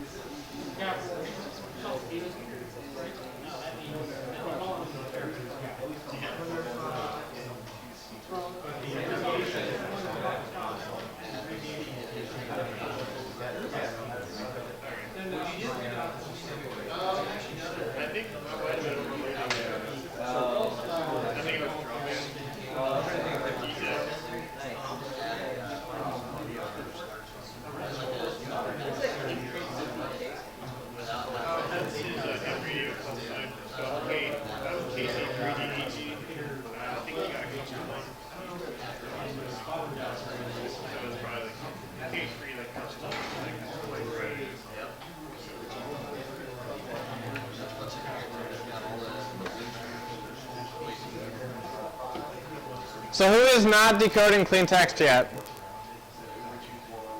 All right. It does occasionally. It does occasionally. Yeah, it's all kind of, you can piece together this signal. This one. Just get But it's, I'm getting control characters. I was always wondering how I could have a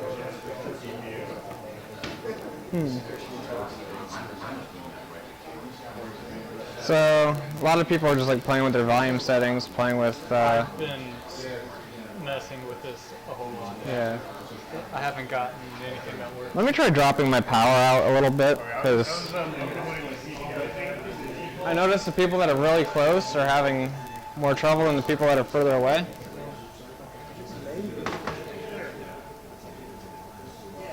That's not helpful.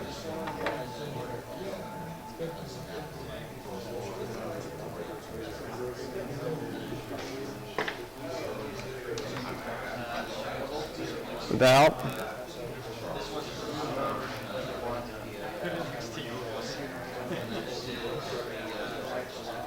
That's where the RF works. Yeah, right. Where mine works.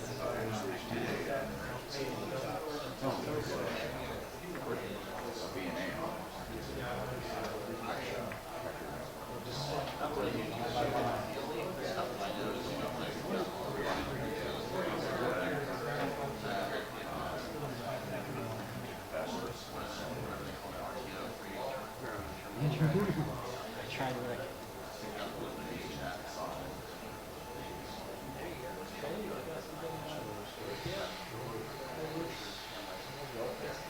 So, you just still walk around with the main cannon coming out of the back of your head? That's how it's working. Anyways, you gotta do it right. Gotta get it right. Yeah, that's it. You're at me after sitting up there. You don't have to go on there. No, that's good.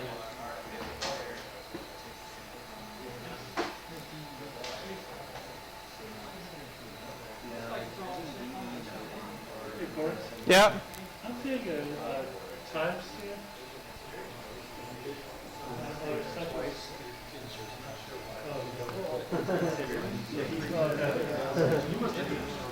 You're getting a what? Well, I was getting this timestamp. I didn't know where it was. Oh. If you don't click that. Okay. Yeah, that's just a feature of. That's my fault. That's my wonderful GNU radio skills. So you know how I was explaining that to get the hacker F to transmit and to transmit cleanly, you really got to know what you're doing. You got to get everything just right. I still haven't gotten everything just right. So. It's working now. Awesome. So I actually got mine working as well. So let me drag this over. Is that all you did? You dropped the power? So no, well, it may have helped, but what I did, let me also drag this over to the side.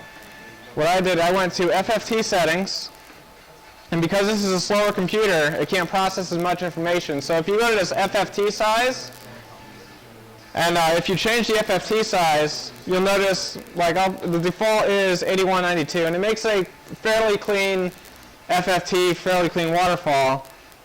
And then if I crank it way up, it gets even more clean. The higher you put it, the cleaner it looks. However, the higher you put it, the more CPU power it takes. So what I did, I dropped mine down to 1024. And if you zoom in on that signal, it doesn't look very clean at all. But because it's not using as much CPU power, it was able to dedicate more CPU power to passing audio from one program to another, and more CPU power for FL Digi to do a thing.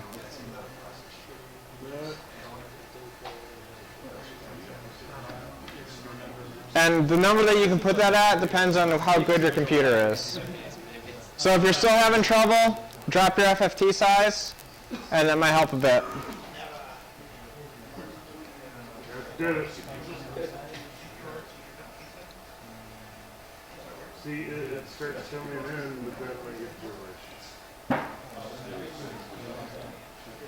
And you can really drop it to 512. Now I dropped it to 1024, and I'm actually getting reasonable traction. Oh yeah, no, that's not gibberish, that's your handle. There we go. Continues good times. So like on the computer side. On a CPS perspective, how did you know to drop that? Just because you were getting garbage? Yeah, if you're getting garbage, you notice your CPU usage is high. It's always just good to play with the settings until it starts working just right. And if you know you have a slower computer, you can probably go right to blaming the FFT size. If you have your FFT size cranked up to like 65,000, then you should probably drop the FFT size. Because you could crank it way up if your computer's good. It'll look pretty. It'll display nicely. Won't decode much. And at this point, if it still won't decode, you just take a aux cable, audio loopback, out of your microphone port, or into your microphone port from your speaker port, and then it'll just directly pass the audio instead of going through your CPU. And I found that helped a lot, especially on some of the more crazy digital modes. So who is not decoding? Who's still at the point you're not decoding? Yes.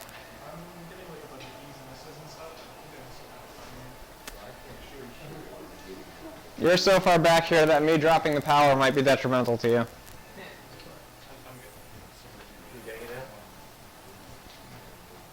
All right, so Like I can hear it if I just listen, but it doesn't seem to be. His window.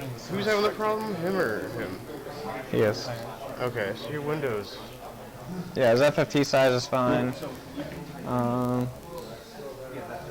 You're right on the signal. You make FL Digi a big window. Wow. So I had two issues with mine. Mine was I was overdriving my CPU because hack RF was like really high, so I dropped it on the it was like 8 million instead of 3.2 million. So that saved me.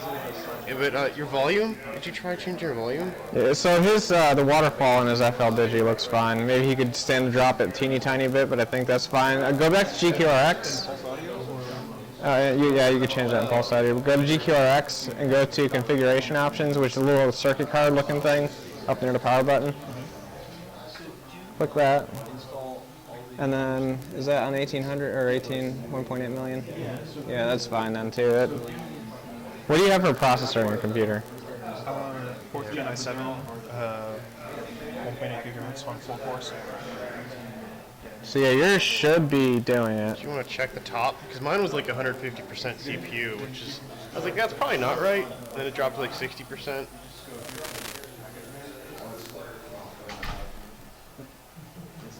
That's fine. That was my problem. I just thought I'd mention it. Mm-hmm. It helps. I'm gonna go bump my power back up for you and see if that helps. You fry everybody? No, hack RF can't do that. My the radio I'm bringing in next week might be able to do that. Yeah. In FL Digi, so I was decoding it correctly earlier on, having like clicked on what I guess is basically one of your sidebands that you have.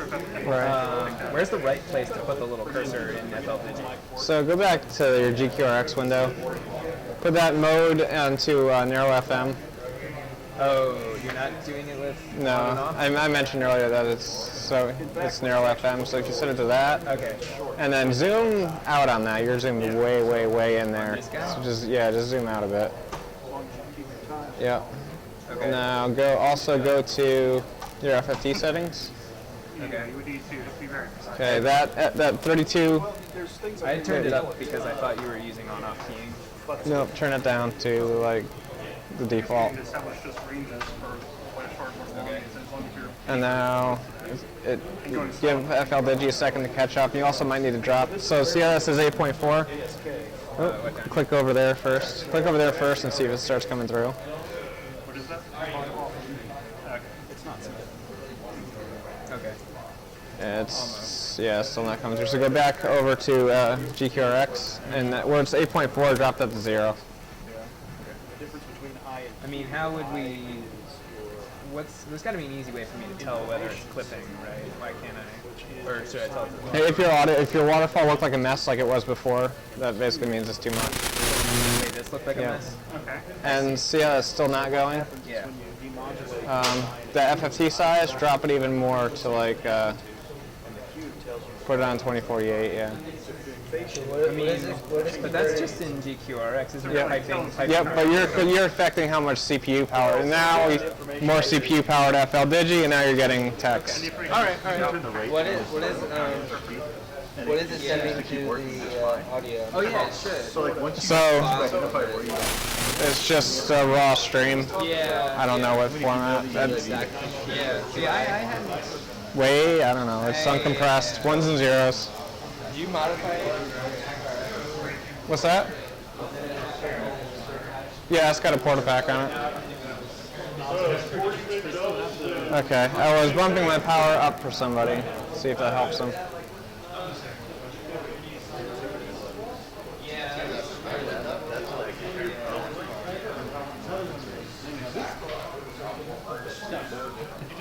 I bumped my power back up for you. It was already able to like clearly hear it in the headphones just with like a little bit of hiss in the background.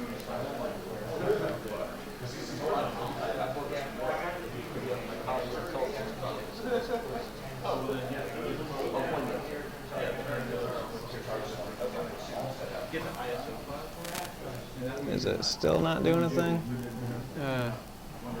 So It's hearing the beats, but it doesn't seem to understand it. with an i7, you should be decoding that no problem.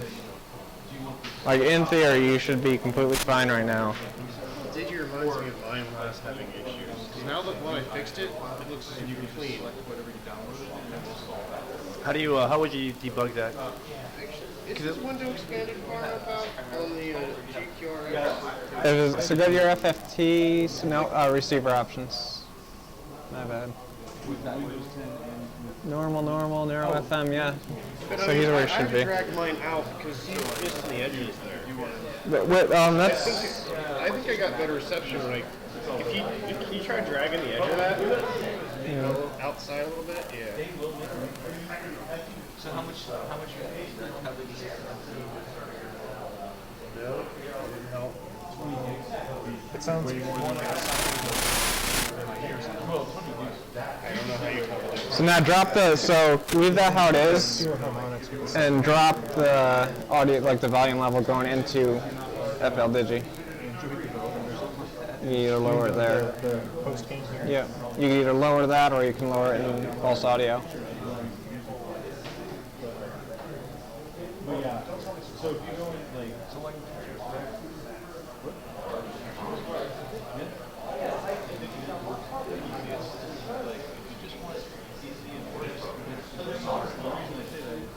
Still not doing a thing. It's not doing anything.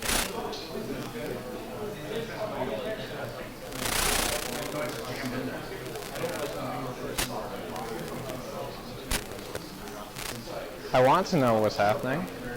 I wish I could say I knew what was happening, but I honestly have no idea what's happening. Is there any way to manually adjust the parameters that you mentioned it automatically detecting? I tried, but there probably is, but I don't know. You only need to calibrate once per bandwidth, right? You don't need to recalibrate again. Yep. Which that's just going to the NOAA weather and putting your... I wonder, I had it already set to CW when I started piping the audio in. Is it possible that does it only detect right when you switch at the beginning? No, it's like real time. You could try switching out of it and switching back in, but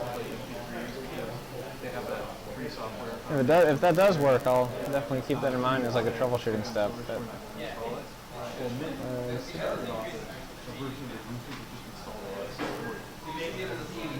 no, that's still garbage.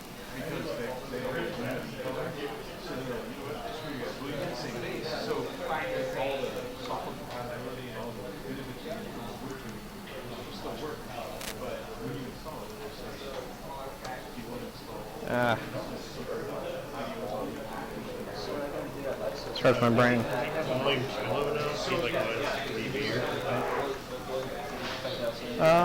No, it looks clean in the waterfall FL Digi. I guess try bump the audio back up a little tiny bit, but It's, in my opinion, where it should be.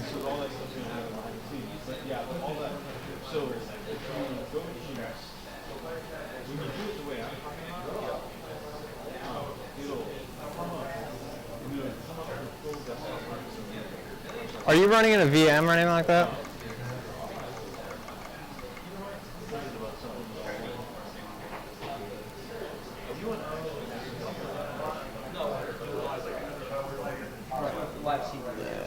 Yeah, so that's what that is. So it'll install it, and it will come up and Yeah, I have no idea what's happening. Don't worry about it. Do you have a cable where you can loop in from one port to another? Like aux cable? No, I actually have separate ports. Oh. I have one of the TRS ones that's like a stereo headphones and a microphone. Mm-hmm. Yeah, There's a new trend to eliminate the headphone jack. that makes me mad that it's not just Apple doing it now either. Yeah, there's a couple of Android phones with Headphone jack? it. Yep. Which ones? I think a Motorola phone and a couple others. You can go back to the early days when everybody has to have some proprietary fucking adapter, like when they have flip phones. Be a black market on the older. That's right. If you take a 4mm drill bit and you drill into the bottom of a new iPhone, you get a headphone jack back.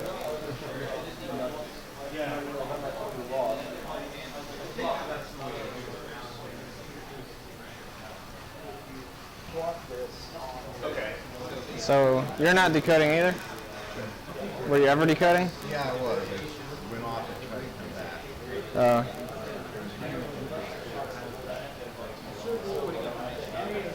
So go into GQRX and where it says mode and GQRX, change that back to narrow FM. And then put that back on 146550.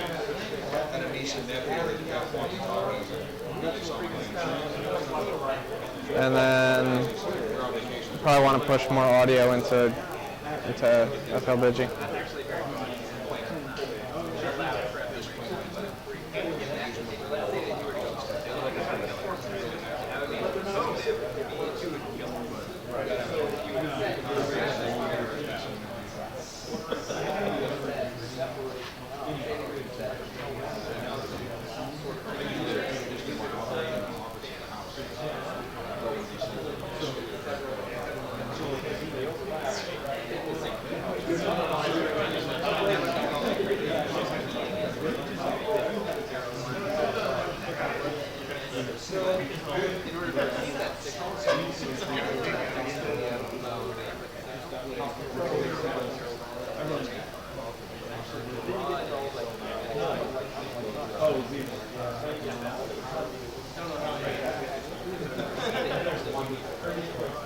And then go back into GQRX and go to FFT settings.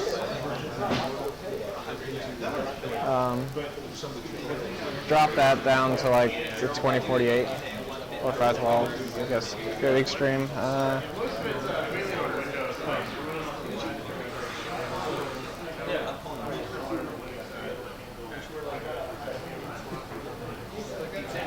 And go to receiver options. Yeah, filter is normal, so I don't know what go to your input controls. Drop your gain down a little bit.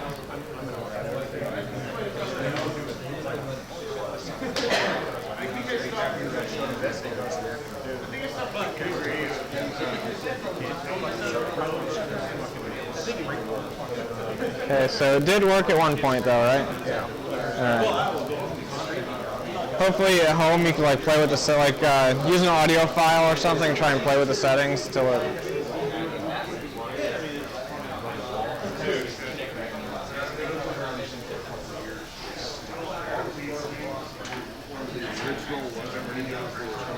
All right, so 99% of you got it going. So it's safe to say 99% of you decoded text. Yes, you were successful. All right, now you get the congratulations slide.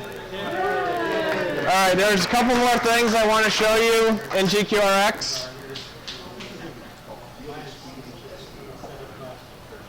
So if you're in the FFT settings, there's a couple of buttons down there, R, C, and D. R resets your zoom. Let me actually click on that side. So R resets all your zoom. C is for center, and it just center. If you're zoomed in, like say I'm zoomed in over in this spot here, and then I click that C, it just puts the FFT back in the center. And then if I click R, that zooms back out.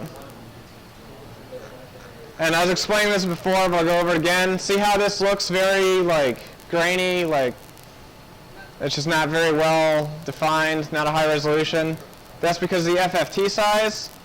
If you're not trying to demodulate anything, so you go over to receiver options, demod off.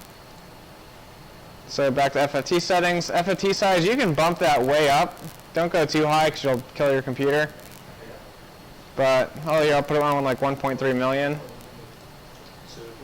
And that makes like a beautiful waterfall. So if you're not demodding, yeah.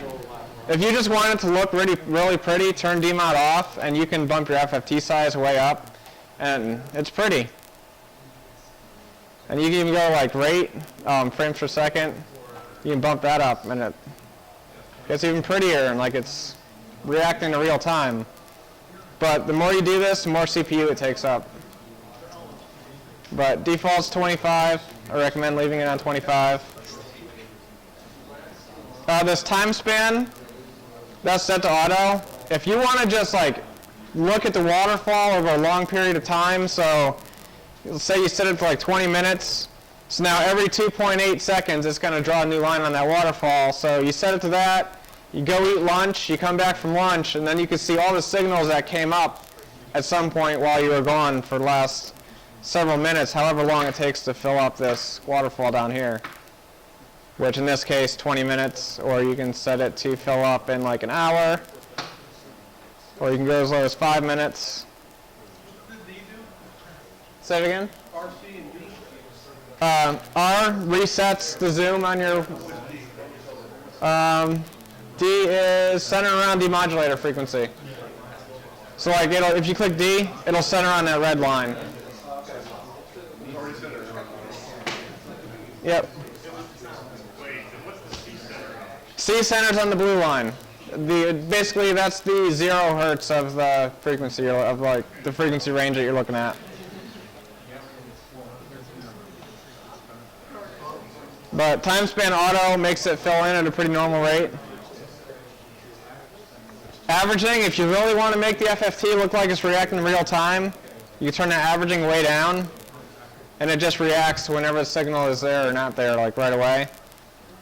Or averaging is just sort of like over time, the signal is mostly there. If you turn it up too high, it just sort of stops. However, notice the averaging does not affect the waterfall, which is good. But you leave that in the middle, you'll be all right. There's something called peak detect, which puts all these little dots up there. And then you can use the dots to like click on, so you click on a dot and it'll try and center around that dot that you click on. But for me, that's ugly to look at, so I just turn peak detect off. And there's also something called peak hold. So whenever a signal comes up, like if something ever goes above whatever the highest number was, it draws this nice little line, and that white line is probably showing up like crap on there. Let's go with a blue line. Now you can probably see the blue a lot better than the white, or not. This projector sucks at life. Yes? So I got it working. Okay. I turned up the FFT size really high and then turned it back down to where it was, and now it decodes the Morse code. Cool, I guess you just had to wake something up inside the computer. I feel like we need to go back to this now. I think we're pretty much at 100% now. Everyone has decoded it.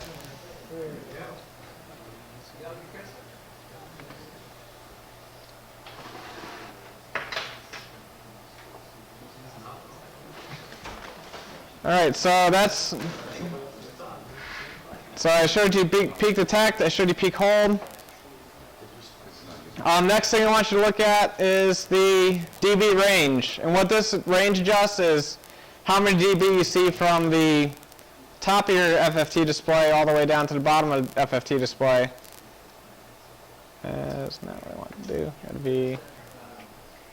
So now that the cursor's in the right screen.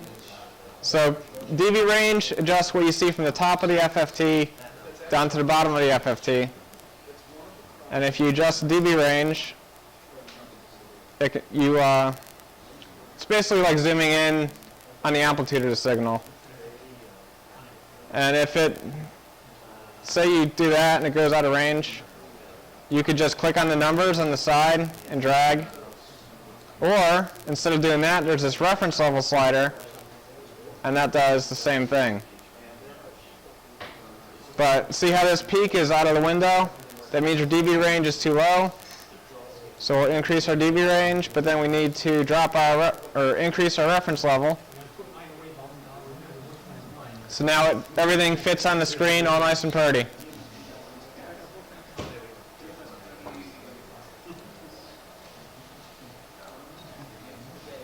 These buttons down here, the color and the fill, that's entirely just for looks. So like I said before, pick your favorite color. Think you'd even customize it. And then fill just sort of like puts this like little gradient underneath your FFT. Again, just for looks, doesn't do anything functionally.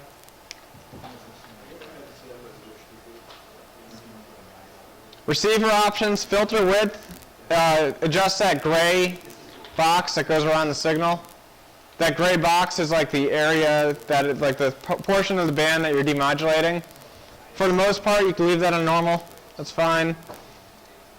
Filter shape. You don't physically see that visually in this waterfall, but filter shape is saying, is it a very sharp filter, so like a definite stop frequency and a definite start frequency, or soft that sort of gives it this like curve, or normal is like somewhere between that curve and that really sharp start and stop. Mode, we already use narrow FM. That's what we'll be using mostly in the class. And then there's all sorts of other things you can play with on your own time. AGC is automatic gain control. You don't really need to touch that. Actually, it doesn't really matter much for what you put it on. It's like if the signal suddenly becomes really strong, it'll react to that and like lower the gain that it's using to play back the audio. Squelch, this one's actually really useful. So for that, I'm going to turn off my transmit. So now you hear this awful hiss. Well, if you already know what the squelch is, you probably don't hear that awful hiss. However, how many people here hear the awful hiss? So if you click this little A button for automatic squelch, you click on that. Sometimes it goes to 0, and that's a bug. Click it again. So mine's broken. Cool. So for most of you that it's not broken, when you click on that automatic squelch, it should end up like somewhere around like neg 60 dB. And what the squelch is like a signal has to come above that signal level for it to turn your audio on. That way you're not hearing the awful hiss anymore. You're only listening to when there's a signal. I don't know why mine broke, but I will set mine manually. And then noise blanker, don't need to worry about that in this class. Now over to the input controls, there's hardware automatic gain control, and that's basically letting your RTL SDR decide what is the best gain. That tends to just end up maxing out a lot, so I turn that off. LNA gain, we already went over that. If you leave it somewhere between 25 and 30, you're good to go. Let's see. Go over back to FFT settings really quick.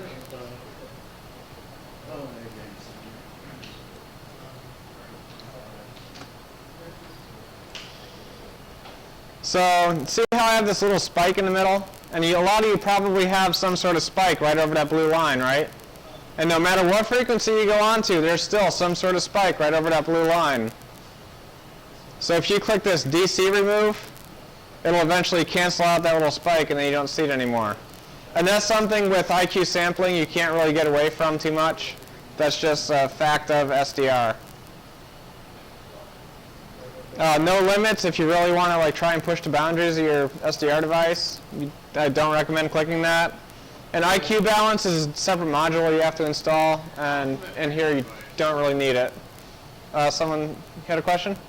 How can that hurt your device? It can't really hurt it. It's just you're not going to accomplish anything by going outside its range. Frequency correction, we already went over that. Antenna, receive, you really don't have any other options there unless you have a multi-antenna device. LNB-LO, that stands for low noise block local oscillator. If you have something like an up converter or a down converter, so who has like a ham-it up converter in here?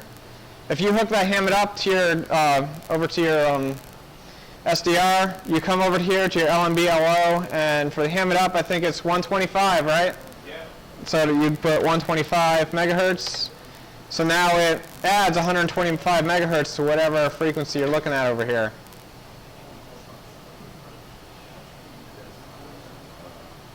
Actually, I think you're supposed to enter negative 125 on the, in this for the, so yeah, you're supposed to put negative 125. So now, so with the ham-it up converter, you put negative 125, and now that subtracts 125 megahertz from your frequency. And now if you're looking at HF, you actually look at the CDHF frequency you're looking at, and not the up-converted VHF frequency. If you actually have one of these devices, it makes a little more sense. If you don't have one of those devices, just don't worry about it.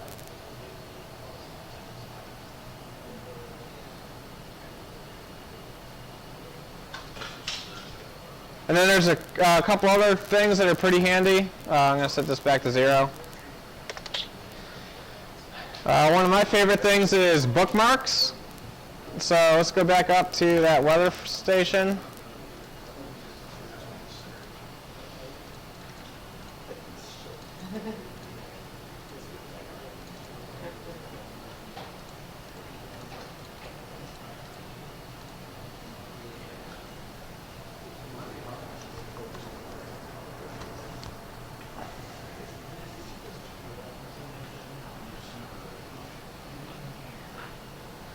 All right, so suppose I want to save this weather station. I want to be able to get to it more quickly in the future. I don't want to keep typing in these numbers or keep clicking through the numbers, or maybe I just can't remember what the frequency is. So I go up to Tools. I'm sorry. View. And then you click Bookmarks. So now you get this little bookmarks bar. So anything that you save as a bookmark shows up in this bookmarks bar. So now you see this little icon up here, kind of like a page with a ribbon on it? That's to bookmark that frequency. So you would then name the bookmark, so I'll call it NOAA weather. You probably want to call it something that means something to you, that way you, when you're going back to it later, you know exactly what you're going to. Click OK. Say again? So to add the bookmark, you go to a little paper with like the ribbon on it or the bookmark. And then to view your bookmarks, you go to View, and then you just click Bookmarks, and it brings the bookmarks bar at the bottom.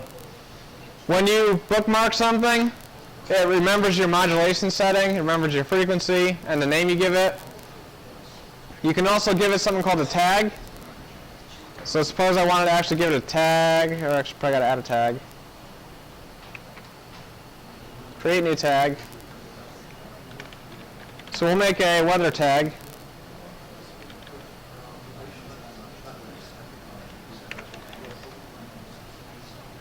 Click OK. So now I can uncheck any. So when I check and uncheck things that are tagged, it only shows the check tags. So maybe I want a tag that's just weather stations. Maybe I want a tag that's just amateur radio repeaters. Maybe I want a tag that's just really interesting signals that I've found. Or maybe you're in a CTF, so now you want to tag everything that's a normal signal. So you go into a room before the CTF starts, and you do a sweep of the frequencies, and you figure out, okay, this is normally here, this is normally here, this is normally here. you put a bookmark on all that stuff under a certain tag. Now you keep that tag checked. That way when you're going through the CTF, you could immediately ignore any of those signals that you have bookmarked. So bookmarks are a very useful tool in GQRX.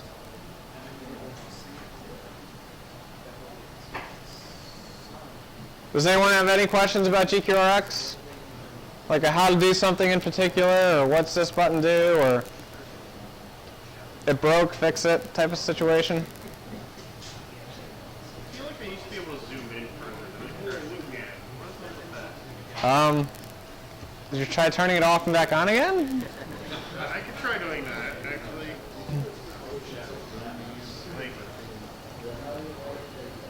I can zoom back in. That's as close as I can get to Nova. Yeah, if you use a scroll wheel, that works a lot better than the zoom. If you scroll inside the gray box, it widens the gray box. Oh yeah, if I do this, that widens the gray box. But Yeah, but if you put your mouse out here outside the gray box and then try to zoom. so if I do the scroll thing outside the box, it moves. Or scroll down on the numbers. Thanks for letting me use your radio. Oh, no problem. Even before I even assign the homework. Oh. Are you? Yep, there's homework. It's because you got to watch a video. Oh, is that it? Yeah. Okay, is it going to be on the blog? Yeah, it'll be on the blog. Or not on the blog, but the slides will be up, and it's in the slides. So. Sounds good. I'll check it out. Thank you. I'm going to turn it off and on again.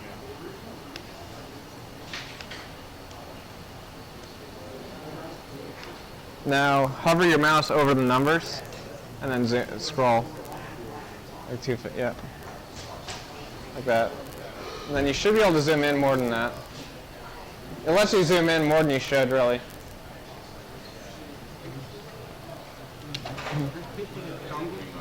Oh, yes.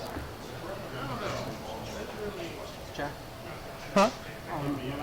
Yeah. You just had one, right? So any other questions about GQRX? Questions about FL Digi?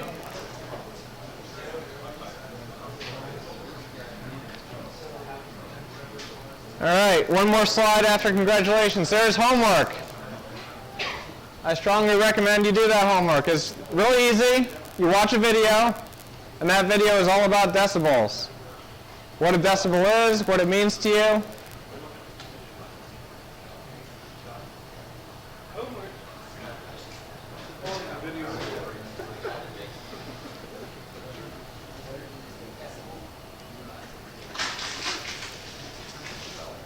And by the way, if you have the time, Mike Osmond, he's the guy that made the Hack RF. He has a lot of great videos about SDR in general.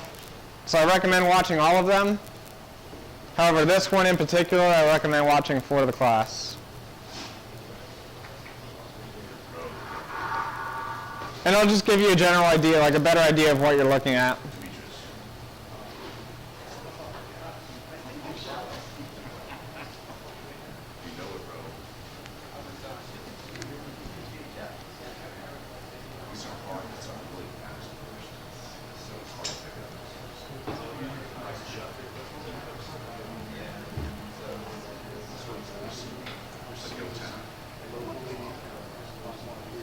Yes. Is there some board program that you can run? So QSS TV, and then next week I'm going to talk about another program, but you have to install it from source, so I'm not going to expect everyone to be able to do that.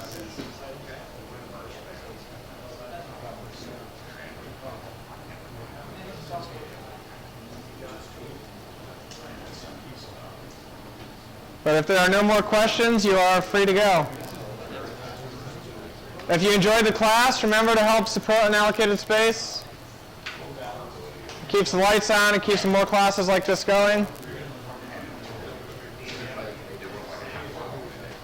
Hopefully I'll see you all next week. We're going to talk about modulation. We're going to put out some like PSK 31, RIDI 45, a bunch of different digital modes, and you're going to try to decode them and get the message. If you have time right now, and you're bored, try and find out what frequency my wireless mic is on. And see if you can find my wireless mic.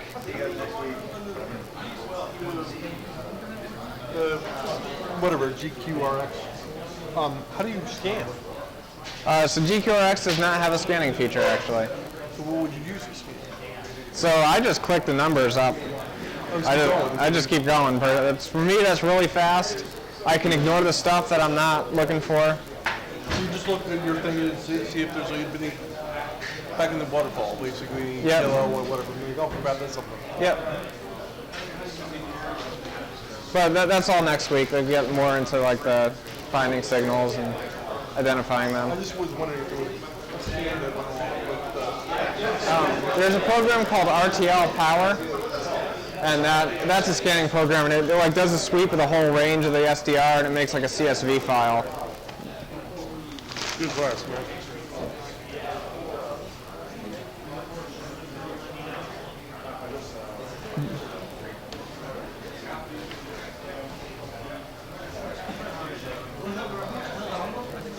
It was $23.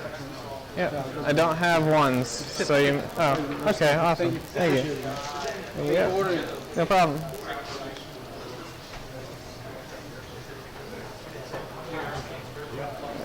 Check that is.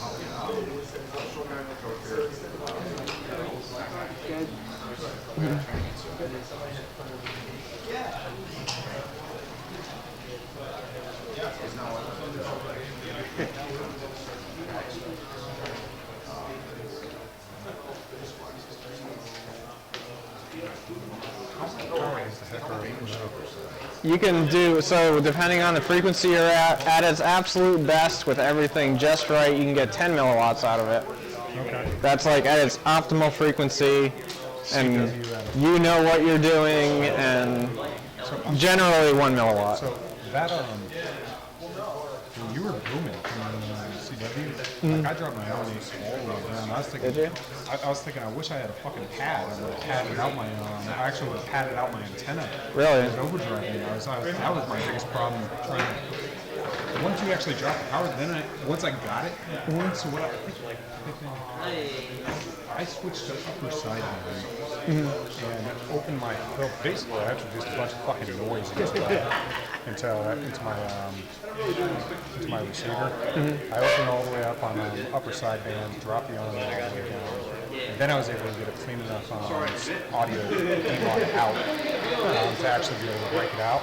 But I was like, Jesus Christ, I'm trying to do everything I can to attenuate the sound because it's overdriving FL Digi. Right. I've always had problems with the sliders on PulseAudio volume control. It's either too much or too little either way. So I always try to do it in GQRX. But then once you drop the power, then I had to go change it.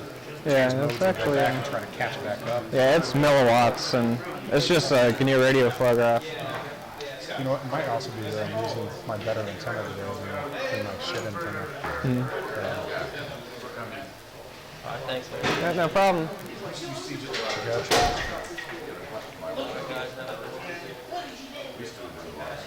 We're putting out some fucking fire.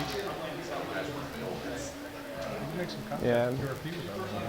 Next week I'm gonna have my.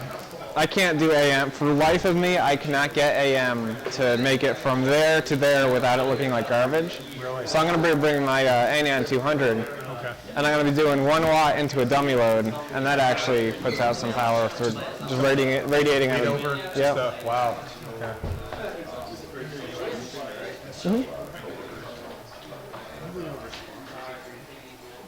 That's more. I talked about AirSpy in there, but that's more the CTF that they.